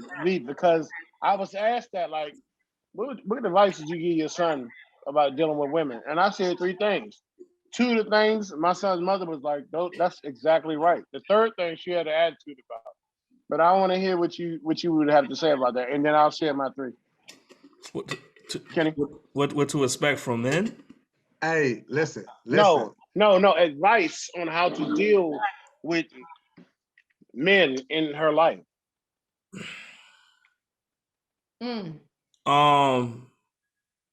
Hey, Kenny, what I'm gonna do is Kenny. I see you thinking about it. I've never been asked that question before. Listen. We're gonna tell what I said if you want to hear it, because I got a son. No, so hold on, Ron. We're gonna let's talk about that offline because we got some other things we want to talk about. But I think that's a dope question. So I want to give Chad. You might have to bring that question back. So I want to give Kenny a chance to really sit down and think about it. We'll talk about that offline. And, all right. But when we offline, I'll say what I had to say to him. Yeah. Okay. So, but don't raise your eyebrows, Courtney. Don't do that. Don't raise your eyebrows. But at the end of the day, like I said, before we move on, and all y'all got to do is say yes or no. Yeah, ladies, because I seen how y'all was looking at me when I said that I believe men compromise more than women in a relationship. I'm assuming that y'all think that's a lie. No. Ooh. What do you think, Courtney? No what? I don't understand that. I don't understand what she just said. No what? No, women don't compromise. He asked if I think that's a lie. I don't think that's a lie. You think that men compromise more than women? Cool. What about you, Courtney? Yeah, I agree. Cool, cause you over there. I seen you just doing like this, like you was Stevie Wonder, feeling your vibration. Oh my God! Shut up, James. But well, listen. Question 2, Kenny. Round 2, Kenny. Let's get to round 2, baby. Round 2, man. Round 2, and then we'll wrap this up. That was a deep one. What? All right. Oh well, it's about to get deeper. Oh Lord. Is there a price a man should pay for a wedding/engagement ring, and what's the lowest he should pay? Let's go with the women right off the break. Let's go. I'm going right to Courtney. I'm going right to Courtney with this one. I'm going to the Detroit finest. Little gangster boo. I don't want to go first. Nah, you here now. We here now. I have really high expectations. That's bad. But I just feel like whatever is in your budget, whatever you can afford. Don't give me the PC answer, because you just said it and said you got really high expectations. That's why they make no PC answer. Yeah, don't give me no PC answer. Tell the truth. We at the bar. I have $30,000, but I might have put you to proof. We at the bar. What's your expectations on that ring? Because you have expectations, Courtney. I would say. Yeah, there we go. That's what I wanted to suck the lip smacking and all that. I mean, I feel like what I personally deserve is. I don't know. I really, like I said, it depends on your means and your budget. Talk to me. James, she wanted $10,000 ring. That's what it is. Yeah. Move on. The minimum is 10,000. 10,000? Yes. Okay. Oh shit. Really, James? Taylor. No, that 10,000. James, you got. That shit is. Hey, James, you got $40,000 worth of shoes in your closet. So don't say nothing about that. So that means you can afford $10,000 as a minimum. Taylor, what's God damn, a minimum. Yeah. And she sips her wine. I'm gonna keep it a buck with y'all. I don't even know how much rings cost. So I be Googling what rings because I need to know what I want. I don't know. I really can't put a price on it. When you at the mall, just stop at the jewelry shop. All right, I got you. Go to Jared. So what are you looking? So you don't ever have to know what rings cost, but you know what you think your expectation of a ring is. Okay, so if I had my choice, I would like a diamond cut like at like 2-3 carat.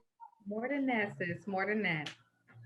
How much is that? That's the 10,000. Look, can I give? Look, you don't know what rings cost. Guess what? $10,000 is what you want. Okay, $10,000. 10,000. I'm sorry. I can't be helpful to this question. I don't know how much rings cost. No, but I'm just saying, you know what you want. I had a homeboy. Think about this, Taylor. You know. Hold on, Ron. We ain't to you right now, brother. We still on the women. Taylor. Yes. Your worth. Because naturally, men are hunters. Y'all are the sheep. So we seek y'all, and everything is right. Everything is, the relationship. Everything whole time is good. The man is good and everything. For you to be his woman for the rest of y'all lives, what is your worth? Okay. That's so scary. Okay. Yeah. I mean, like, I like the $10,000, but if we talking like worth, like, I want to go up a little bit to like 20K. It's not wrong with that. 20K for a ring. It's not wrong with why that. Not? Be blinging. All right, move on, Ron. I had a homeboy tell me one time. He told his wife, his girl, like before they got married, he said, "Listen, you have one of two things. You have a big ass ring, or you're gonna have a dope ass house. You make the choice." Right? Now I found that funny because you gotta live in the house too. So I'm sorry to say, I'm gonna have a dope ass house either way. So I don't know what you're talking about. So what you gonna pay for the ring, Ron? What are you willing to pay for the ring? Nigga, I wear jewelry. I know you do. You know that. Yeah, and your jewelry's real. And you know what I walk around. You know what I walk around with on a regular basis. So I don't really care about all that. So I'll give you an answer. So listen.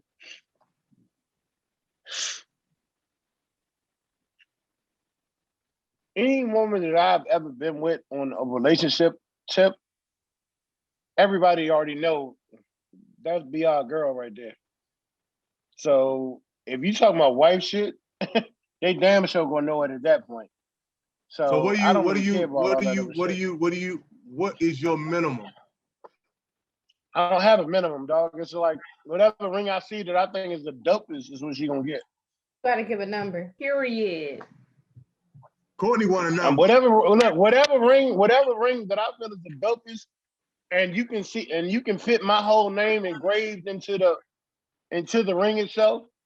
Nigga, the ring could have my motherfucking initials on it though, cuz that's it. I don't care about that.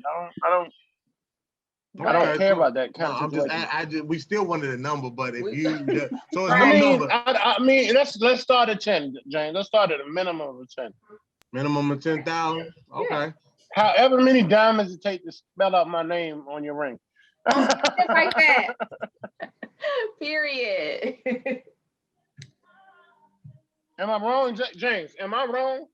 You tell me. You're not wrong. If that's listen, we know. We know you wear jewelry, brother. We know you wear jewelry. Well, James, man, go ahead, man. You want me to go? What's your number, Why you James? can't go? I'm married, bro. What's my number? What's my number? Yeah. Maybe I'm wrong. Kenny got a house already, and I don't. So I mean, maybe I'm wrong. I don't know what my number is.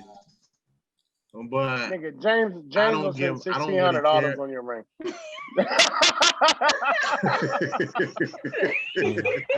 He gonna call Hustle My Stylist. Look, James gonna call me and be like, "This Ron."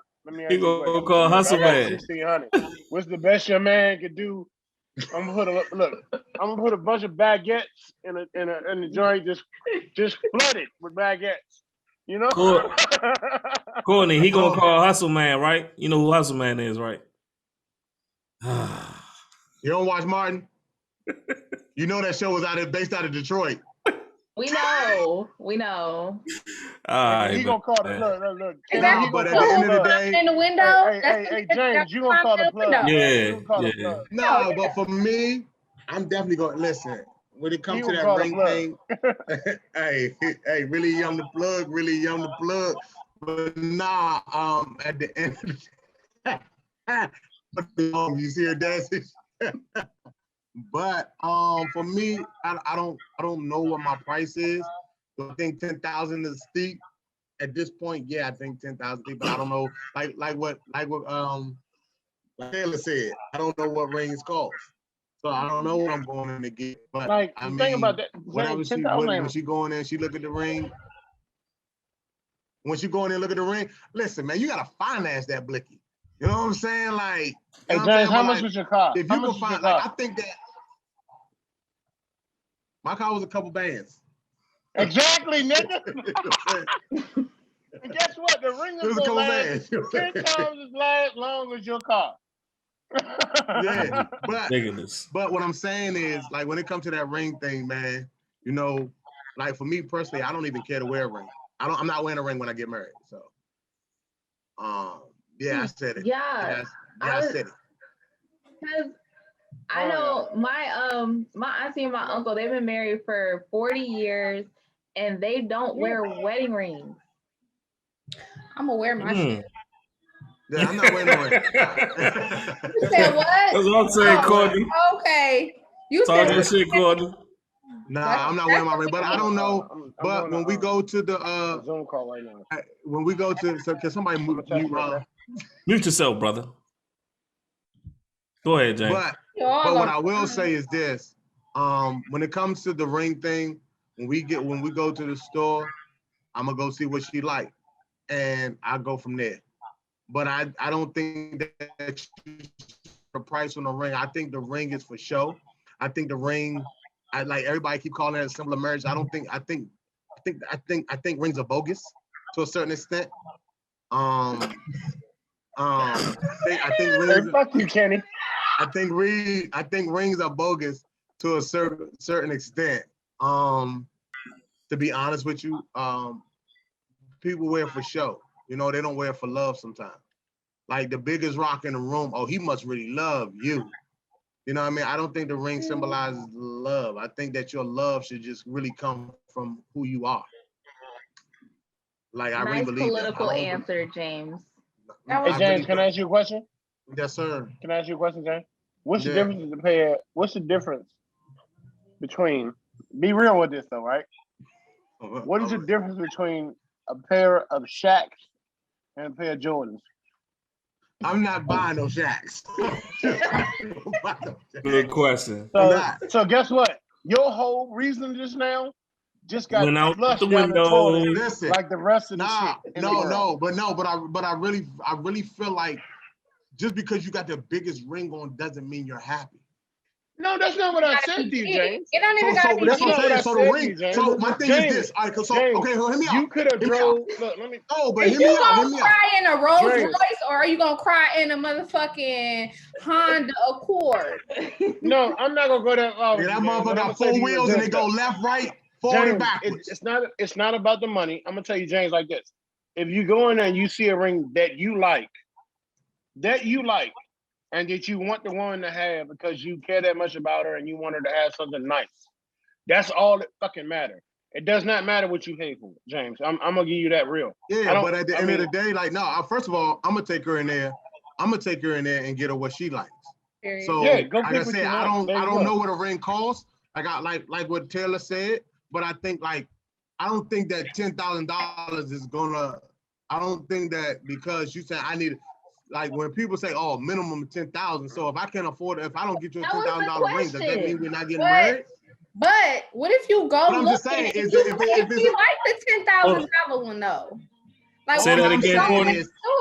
And that's the one she like. It's 10,000. You gonna be like, but Courtney, if I come to you, Courtney and Taylor, if I came to you and I said, "Would you marry me?" and the ring ain't 10 back, they gave me the ring ain't 10,000, you gonna tell me no because it ain't 10,000? Yup. To be honest. Like, it depends on what it look like.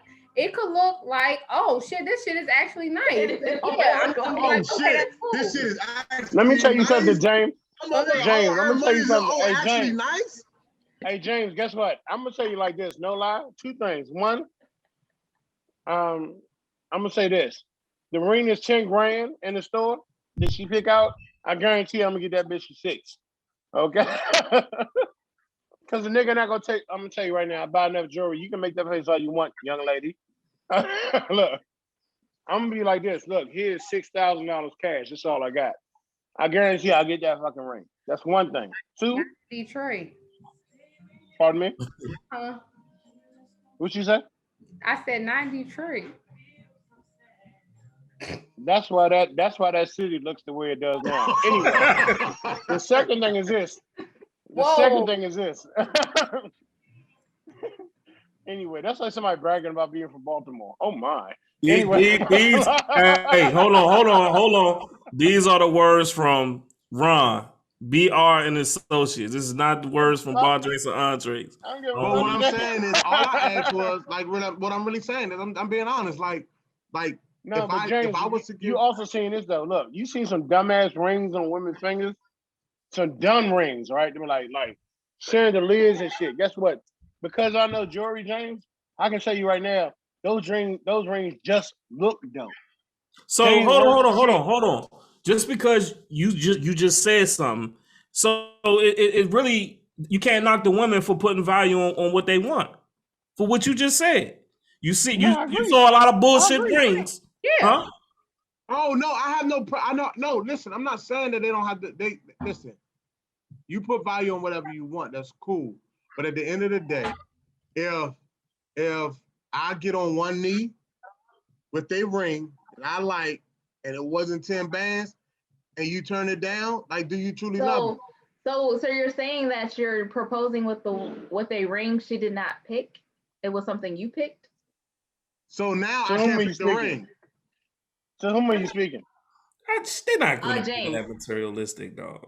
No, I'm just asking. So I can't pick the ring now, No, I was just asking a question because that takes the romance all the way out of it, dog. Like, I feel like why would you take from our somebody conversation we were talking about a ring from the standpoint of what a woman wanted. Right. No, I'm just saying, Tim. You said 10,000. If I propose to you, are you taking the ring? Or you like this? That don't look like a $10,000 ring. That nigga proposed. I mean, you know what's so crazy about that, James? You proposed your life to her. You didn't propose a monetary amount. I proposed my life to you, dog. Right, but what I'm saying my life. They said that a minimum. That's what I'm asking. Okay, a minimum of 10,000 for this ring. Are you saying when I get down on that one knee and I give you this ring, you're gonna be like, that don't look like no 10,000. Go back to the store. There's a deal once you get 10,000. Me personally, going back to what I said, I don't know how much rings cost. So if you propose to me with a ring that was not $10,000, I would have no idea. I'm asking both of you because Courtney's super quiet over here too. So Courtney, what is it? If that ring don't look like it's 10,000, you not picking it? Yep, she not taking it. Courtney ain't fucking with it. Courtney ain't fucking with it. Yeah. I know what they look like, but you're not about to come up to me with no cubic zirconia and think that you are going to propose to me. I'm not coming with that, but if I come, so if this guy comes to you with, you know, he done took a loan out against his credit, all this stuff. There's the issue there. That's an issue? Yikes. Because he took a loan out of his credit to show his love for you, and you said, what? Okay, wait a minute. Let me take that back. No. That is recorded as that is on okay. Tape. If y'all follow me on Instagram, I'm not like that for real. I'm just saying, like, you come up to me, you propose a $6,000 ring. That bitch is sweet as fuck, it's glistening in the sunshine and shit. I'm gonna be like, oh damn, okay, well. So if he say now, listen, I want to marry you, and you tell me, babe, I spent $6,000 on this. I'm gonna be okay because I like it. I'm not saying that you gotta come to me with 10,000 or above. I want to be able to like the ring. Don't come with no gold shit because you know I don't like gold. But it's just like at least get close to what I like. You don't have to be 10,000, but you gotta be. I have to like it. Like that's why you always take your woman to jewelry stores, see what she pick out. Oh, I like that one. Oh, I like that one. Maybe 10,000, maybe 4,000. So the reason why I asked that, you gotta know what your bitch is. So if he came to you with a $500 ring and it looks amazing. $500? Where'd you get it from? Walmart? Kmart or what? Like no. You gotta.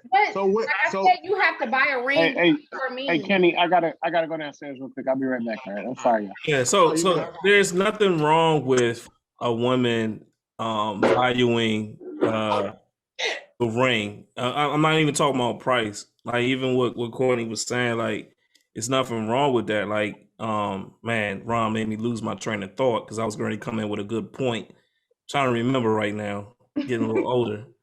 Shut up. It's okay. Ah man, Courtney said something that really. Go ahead, James. I'll come back. No, it's just that I'm just joking about the $500. But what I'm saying is that's how much usually a man's ring costs. Here it is. So Courtney said something good. Sometimes a woman likes a man to actually put the effort in when they give a gift. So when she say, and this is just me speaking off experience, when she said, take me to the store, take me to the ring, you know, the jewelry store, and try to get something as close as to what I like, you know what I like. Sometimes more so than what the ring looks like, if he presented to her and say, hey, it's the closest I can get to it, but you know, you probably know the price, but it's the closest I can get to it, she's going to accept it because he put the work in. Some women put more value into a guy putting an effort into it than the actual gift itself. It's more so about the effort. That's why I asked, was it a price? Because at the end of the day, are we going into this thing because of what I can provide financially and what the ring look like? No, I'm asking. And that's kind of how we started this conversation. Yeah, like Courtney tried to generalize it, but you made her say a number. So she said a number. She tried to generalize I did not make her see that. I did Yes, not you make her say. did. I asked the number. I did not make her say 10,000. I asked. I don't expect what was the number. I expect my ring to be how I like it. Yeah, and there's nothing wrong with that. It's nothing wrong. I never made Courtney say a number. $500 ring because I can tell the difference. Right, but I never said. To look at what I like, then okay, I'm gonna like and even BR. We said he said like his response, and we were like, nah, what's the number? What's the number? The whole thing was the number. But no, what I said was I never said a number. What I said, I never made her say 10,000. You said I made her say 10,000. I just picked the number. I know, I never made her say 10,000. She could have said a random number. But the 10,000 was random is what we're saying. She could have said. But I know what $10,000 rings look like. So that's why I picked that number. Yeah, I could have said 5,000, but I know, 1 to 3 carat rings can be 10,000, and you go up from there. That's in our tax bracket, if a dude get y'all a $10,000 ring, you doing something. That shit gonna look good. Let me tell you something. If a dude give you a $10,000, let me tell you something. If a dude give you a $10,000 ring, it's death to you part. It's death to you part. Period. Because you're not. It's death to you part. Period. Oh man. But yeah, so that's all I'm saying. Like, it's not about. It wasn't about the price. I just wanted to see where y'all head was at, because the thing about it is, I think we put too much emphasis on the rings. That's all I was saying.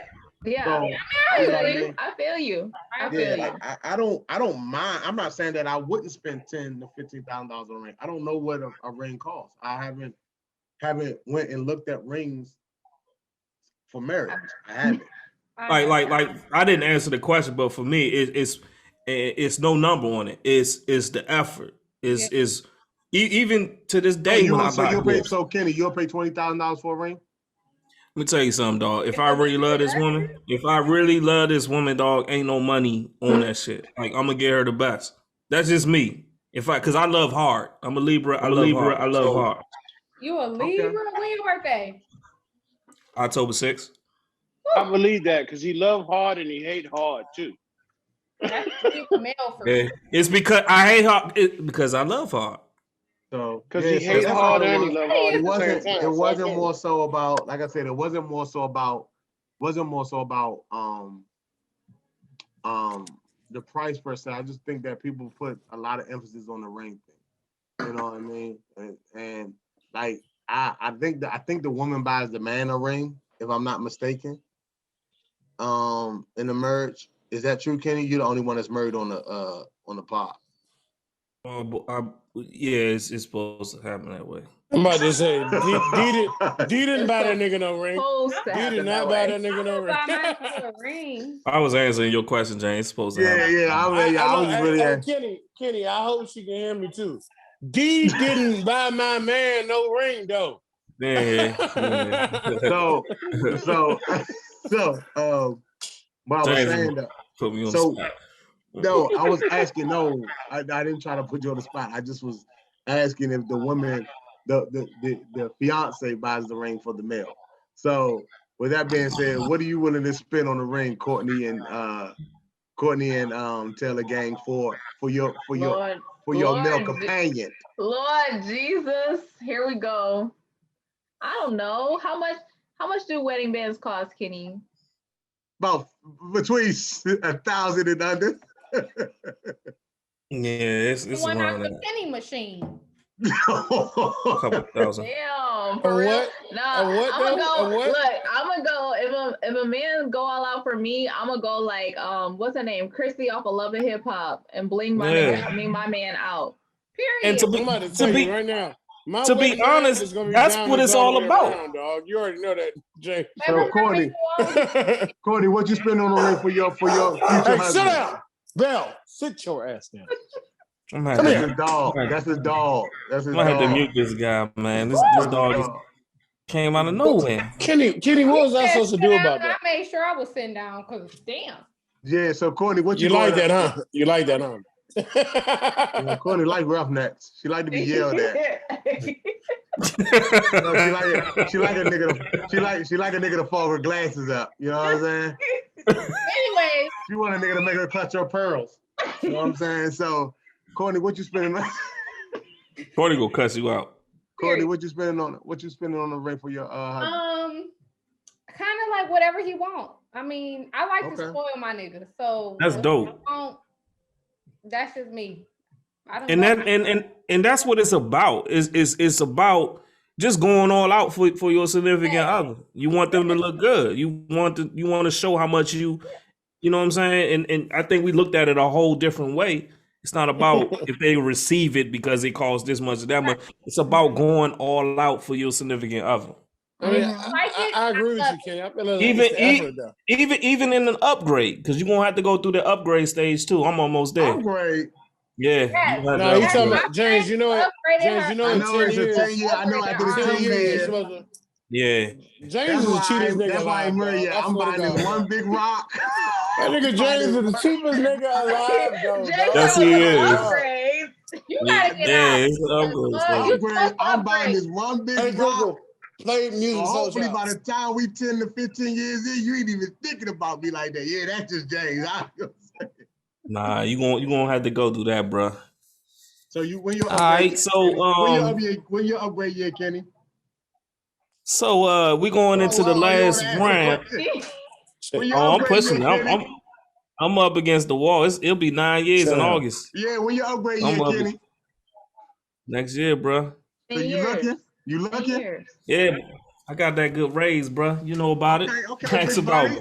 Ballin'! Tax bracket. Ballin'! All right, man. Go ahead, Kenny. I'm good. That last round he got money. Hey, Google. Oh yeah, I do. Play music for real. I'm tired of being humble. Listen, man, you better stay humble. Hey, man. it's worth it. It's worth bragging on, for real. Turn the volume up. So I'm part of that 8%. Last round. Kenny, before you do the last round, we like to dig a toast. So I don't have no more liquor left. That's fine. You can just listen. Toast. Oh, you pour up, then you pour around unless you got somewhere to be. You need some damn water.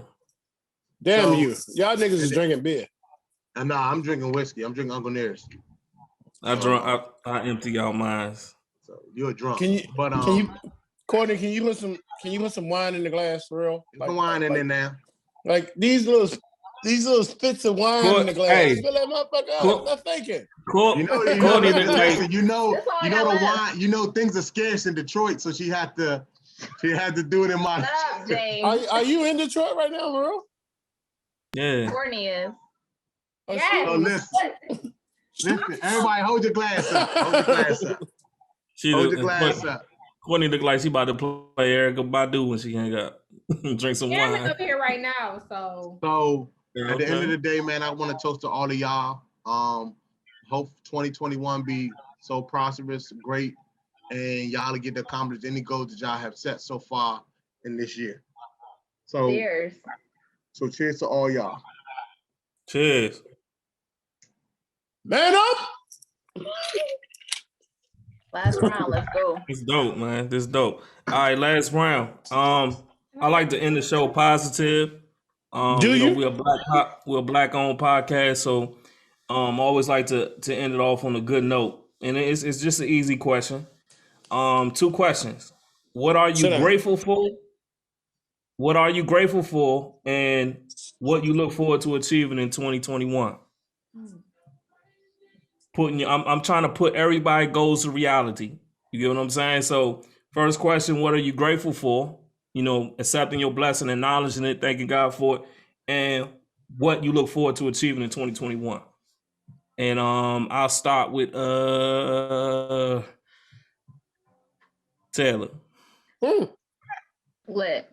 Okay, so I am grateful for my health, my life, and the situation that I'm in. Like, I expect in 2021, you know, more blessings, more success, like the best year yet, you know, like I feel like 2020 was just like such a weird year for a lot of people, and it was just like it was like a wake up call for me personally, because it's like, you know, you could have like, 2020 could have happened, you could like go down bad, or you could just take the situation and turn it into something positive. So that's what I choose to do in 2021, is to bless up. More success. Gotcha. Dope. Courtney, what about you? I would say I'm grateful for my family, because I have lost people due to COVID. So I am definitely grateful for, all my family members. 2020 was okay for me because I finished nursing school. So it was kind of a good year, minus the pandemic. But 2021, I'm going to school for free because I'm an essential worker, and I'm going back to further my nursing education and career. So I do plan on being the best me in 2021. So yeah, Black nurses rock. Dope. Yes. I just want to say, Courtney, I know we've been giving you a hard time, just all jokes of love, but thank you for your service. Thank you. Truly, we appreciate you. Yeah, man, my sister is a nurse, so she works for she's a nurse. I forgot what she she worked with the kids. I don't know, but she a nurse. Shout out to her. Somewhere she take care of old people. Yeah, the preemie. She take care of the preemie babies. Okay, yeah, I know what you're talking about, but keep going. Yeah, well, no, we appreciate you and what you're doing. Whether people believe COVID is real or fake, you're in the trenches every day, and you're assisting us with trying to get us back on the right track. Get vaccinated. And getting life back to some type of normal. So thank you so much for risking your life as well, because you're dealing with these patrons. No lie. Yes, thank you. What about you, Ron? I mean, I'm grateful for everything. Honestly, the most thing that I can put the most validity in is being grateful for health. Because health is something that it don't matter how much money you got, you can't buy it. Like health is a motherfucker. So I'm grateful for health. I'm grateful for the health of my family and my child and everything. I'm grateful for my mindset, my ability to hustle. I'm grateful that I can afford to pay my rent, my car note. I can afford to go anywhere I want. Atlanta, Dubai, Detroit. Anywhere I think anybody can go to Detroit. I mean, wherever I want to go, dog. You know what I'm saying? Like anywhere I want to go, I can go. I'm grateful for that. I'm grateful for the thought that I have a job, dog. I'm grateful. I think a plane ticket to Detroit like $15 right now. Shut up. So James, what you're saying is basically I can go like 25 times. Yeah. Him. Courtney. What about you, James? Man, I'm grateful for like what everybody said, man, life, health. Every show this year I'm gonna like keep my friend alive. So, as you know, I lost a real good dear friend of me. He was a brother. Known him since just as long as I've known you, Kenny, as you know, known him since we was 13 years old. And he passed to COVID. And every day I think about him. You know what I mean? I got a wristband on now that represents him. So the more I talk about him, the easier it gets. We was actually with his son this last past weekend, and it was the highlight of my weekend. We went to Party HQ in Bowie, and he had his birthday party there, man. And I even watched the last prayer he did over the show. You know what I mean? So for me, I'm grateful to still be here. I'm grateful to have health. Grateful that a lot of my family is alive and well. What I look forward to in 2021 is seeing all my people that are close to me meet whatever goals or expectations that they have, man. And one thing that I'm looking forward to doing is because I lost my guy, man. I want to celebrate everybody as much as possible and give them their flowers while they're here. You know, it was a quote that somebody said online one time. I was on Instagram. They said, I wish that life brought us together as much as death does. Mm. You know what I mean? It seemed like we always seem to meet up when somebody passes instead of checking on each other, just period. You know what I mean? And making sure that you're doing well. You never know what nobody's going through, what anybody's going through. So for me, man, this 2021, I just want to celebrate everybody. I mean, including myself, whether it's small victories or big victories, man. Embrace what you have accomplished. Just continue to strive to be a better you as much as possible, no matter what that is. You know what I mean? If you feel like you need to read more, read more. If you feel like you need to exercise, exercise. If you feel like you need to do more self-care, do more self-care. If you feel like you need to, if you feel like you need to work on your mental, if you feel like you need to need therapy, if you feel like you need to take trips, do more, whatever it is, man, I just want everybody to do more self-love. And I'm gonna strive to do that as well, man, because I don't think that you can be the best person you can be and shower everybody else or be there or whatever you need to do if if you don't love yourself and you're not the best person you can be. So for me, man, that's the one thing that I'm looking forward to in 2021, making sure that I do a better job of, self-love and, mental health and physical health, and also just making sure that I celebrate everybody that I come across. Positive vibes, man. That's what I'm on right now, man. Positive vibes, man, and protecting my peace. I'm with you on that one, bro. 100. Yeah. Me, and I'll be short and sweet because of time, for the sake of time. I'll just take it a whole nother way. I'm grateful being black and being a black entrepreneur. That's too. Being a black entrepreneur. I'm grateful to actually have a father and basically be in business with him, running an IT company, and being as successful as we are. So I'm grateful for that. I'm grateful to I never had to work for someone. My father set me up, went to college, came out. I had a father put me right in place, learned the business. Now I'm running it. He's about to phase out. So I thank God for that. I thank God for having a father like that. So I'm grateful for that. I'm grateful. And then what I look forward to in 21 is much success and some of the same things James said, self-love.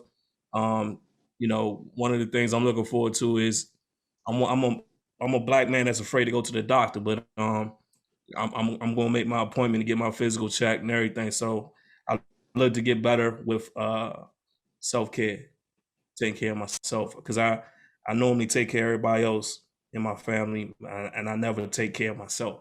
So I look to get stronger in that, and that's my goal for 2021. Cool. And like I said, man, I'm gonna keep my man alive as much as possible, as long as the breath in my body. So rest in peace to my man, Ronald Pittman, aka JR, aka Big Pit. Man, we love you, bro. I appreciate what you did for me and what you meant to me, all those things, man. And I love you. I love you. I love you. You know what I'm saying? So I just wanted to make sure I said that, man. I'm gonna keep his name alive, you know what I mean, as much as possible. I'd like to reiterate that, just James, right? Same thing. We talked about it the other day. Rest in peace is Shamika Pratt Jackson. You know what I'm saying? I love you for our friendship. I love you for always being there for me on those late nights, because I don't sleep, making me laugh. All the years we had together as friends, I appreciate that. Rest in peace to Ralph Perlman, aka June. I lost June about a week ago. I didn't even know June was sick, but to the day he went, he was doing things for me. June came to me in my life in a time where shit was just real fucked up, and he literally threw a brother a life lesson when a nigga was drowning at one point. And even to the day when I was on top of the world, when he called me and was like, nigga, you getting it. You know what I'm saying? I'm so proud of you. I just want to help you. Even the smallest gesture meant the world to me. And I mean, his funeral's tomorrow, and I'm pray for his family, but you can't pay for good friends in life. It's no amount of money you can take out of your bank account to pay for a good, true friend that don't want nothing from you. You just want to make sure you're doing good, and just want to make sure you being healthy and you winning. And I mean, I hope everybody that can hear my voice is winning. I mean, it don't have to be a loved one. It don't have to be somebody I get along with. I want everybody to win. I want everybody on this call to win. I want everybody around me to win. Go out here and get that bag, man. Get that bag and keep yourself healthy and take care of your family. 100. Yeah, man. So to all of you guys, like Ron said, man, I want you guys to win and do whatever makes you happy. Except for Raiders fans. Except for Raiders fans, I'm sorry. But, you know, whatever makes you happy, I want you guys to do it. I want y'all to enjoy life and enjoy whatever you got, because you'd never know. We all got our clock, but we don't never know when it's going to stop. So yeah, man. Real talk. All right, I want to thank everybody. I want to thank our guests. Amen. I want to thank everybody. Please, you know, I ask everybody that come on the show, subscribe to our YouTube channel. Just type in Bar Drinks and Entrees like it is in my on my name. You guys see it. Follow us on Instagram at Bar Drinks and Entrees. We also got a Facebook group called Bar Drinks and Entrees. You know, ask to be invited, and I'll let you in the group. We are available on all streaming platforms. When I say all streaming platforms, I mean Apple, Google, Spotify, you know, YouTube, everything. Just, you know, go on the podcast streaming platform, you'll find us. And subscribe on those platforms as well, man. I just want to thank everybody. Taylor, Courtney, Ron, James, you know what's up, man. Me and you for life. Bar Drinks and Entrees, man. So pleasure, man. Make sure you guys tell a friend to tell a friend to tell a friend. You know what I mean? Tell a friend to tell a friend to tell a friend, man. We enjoyed you guys, man. Thank you guys so much. Appreciate you. You know, thank y'all guys. Bar Drinks and Entrees. Yeah, Bar Drinks and Entrees.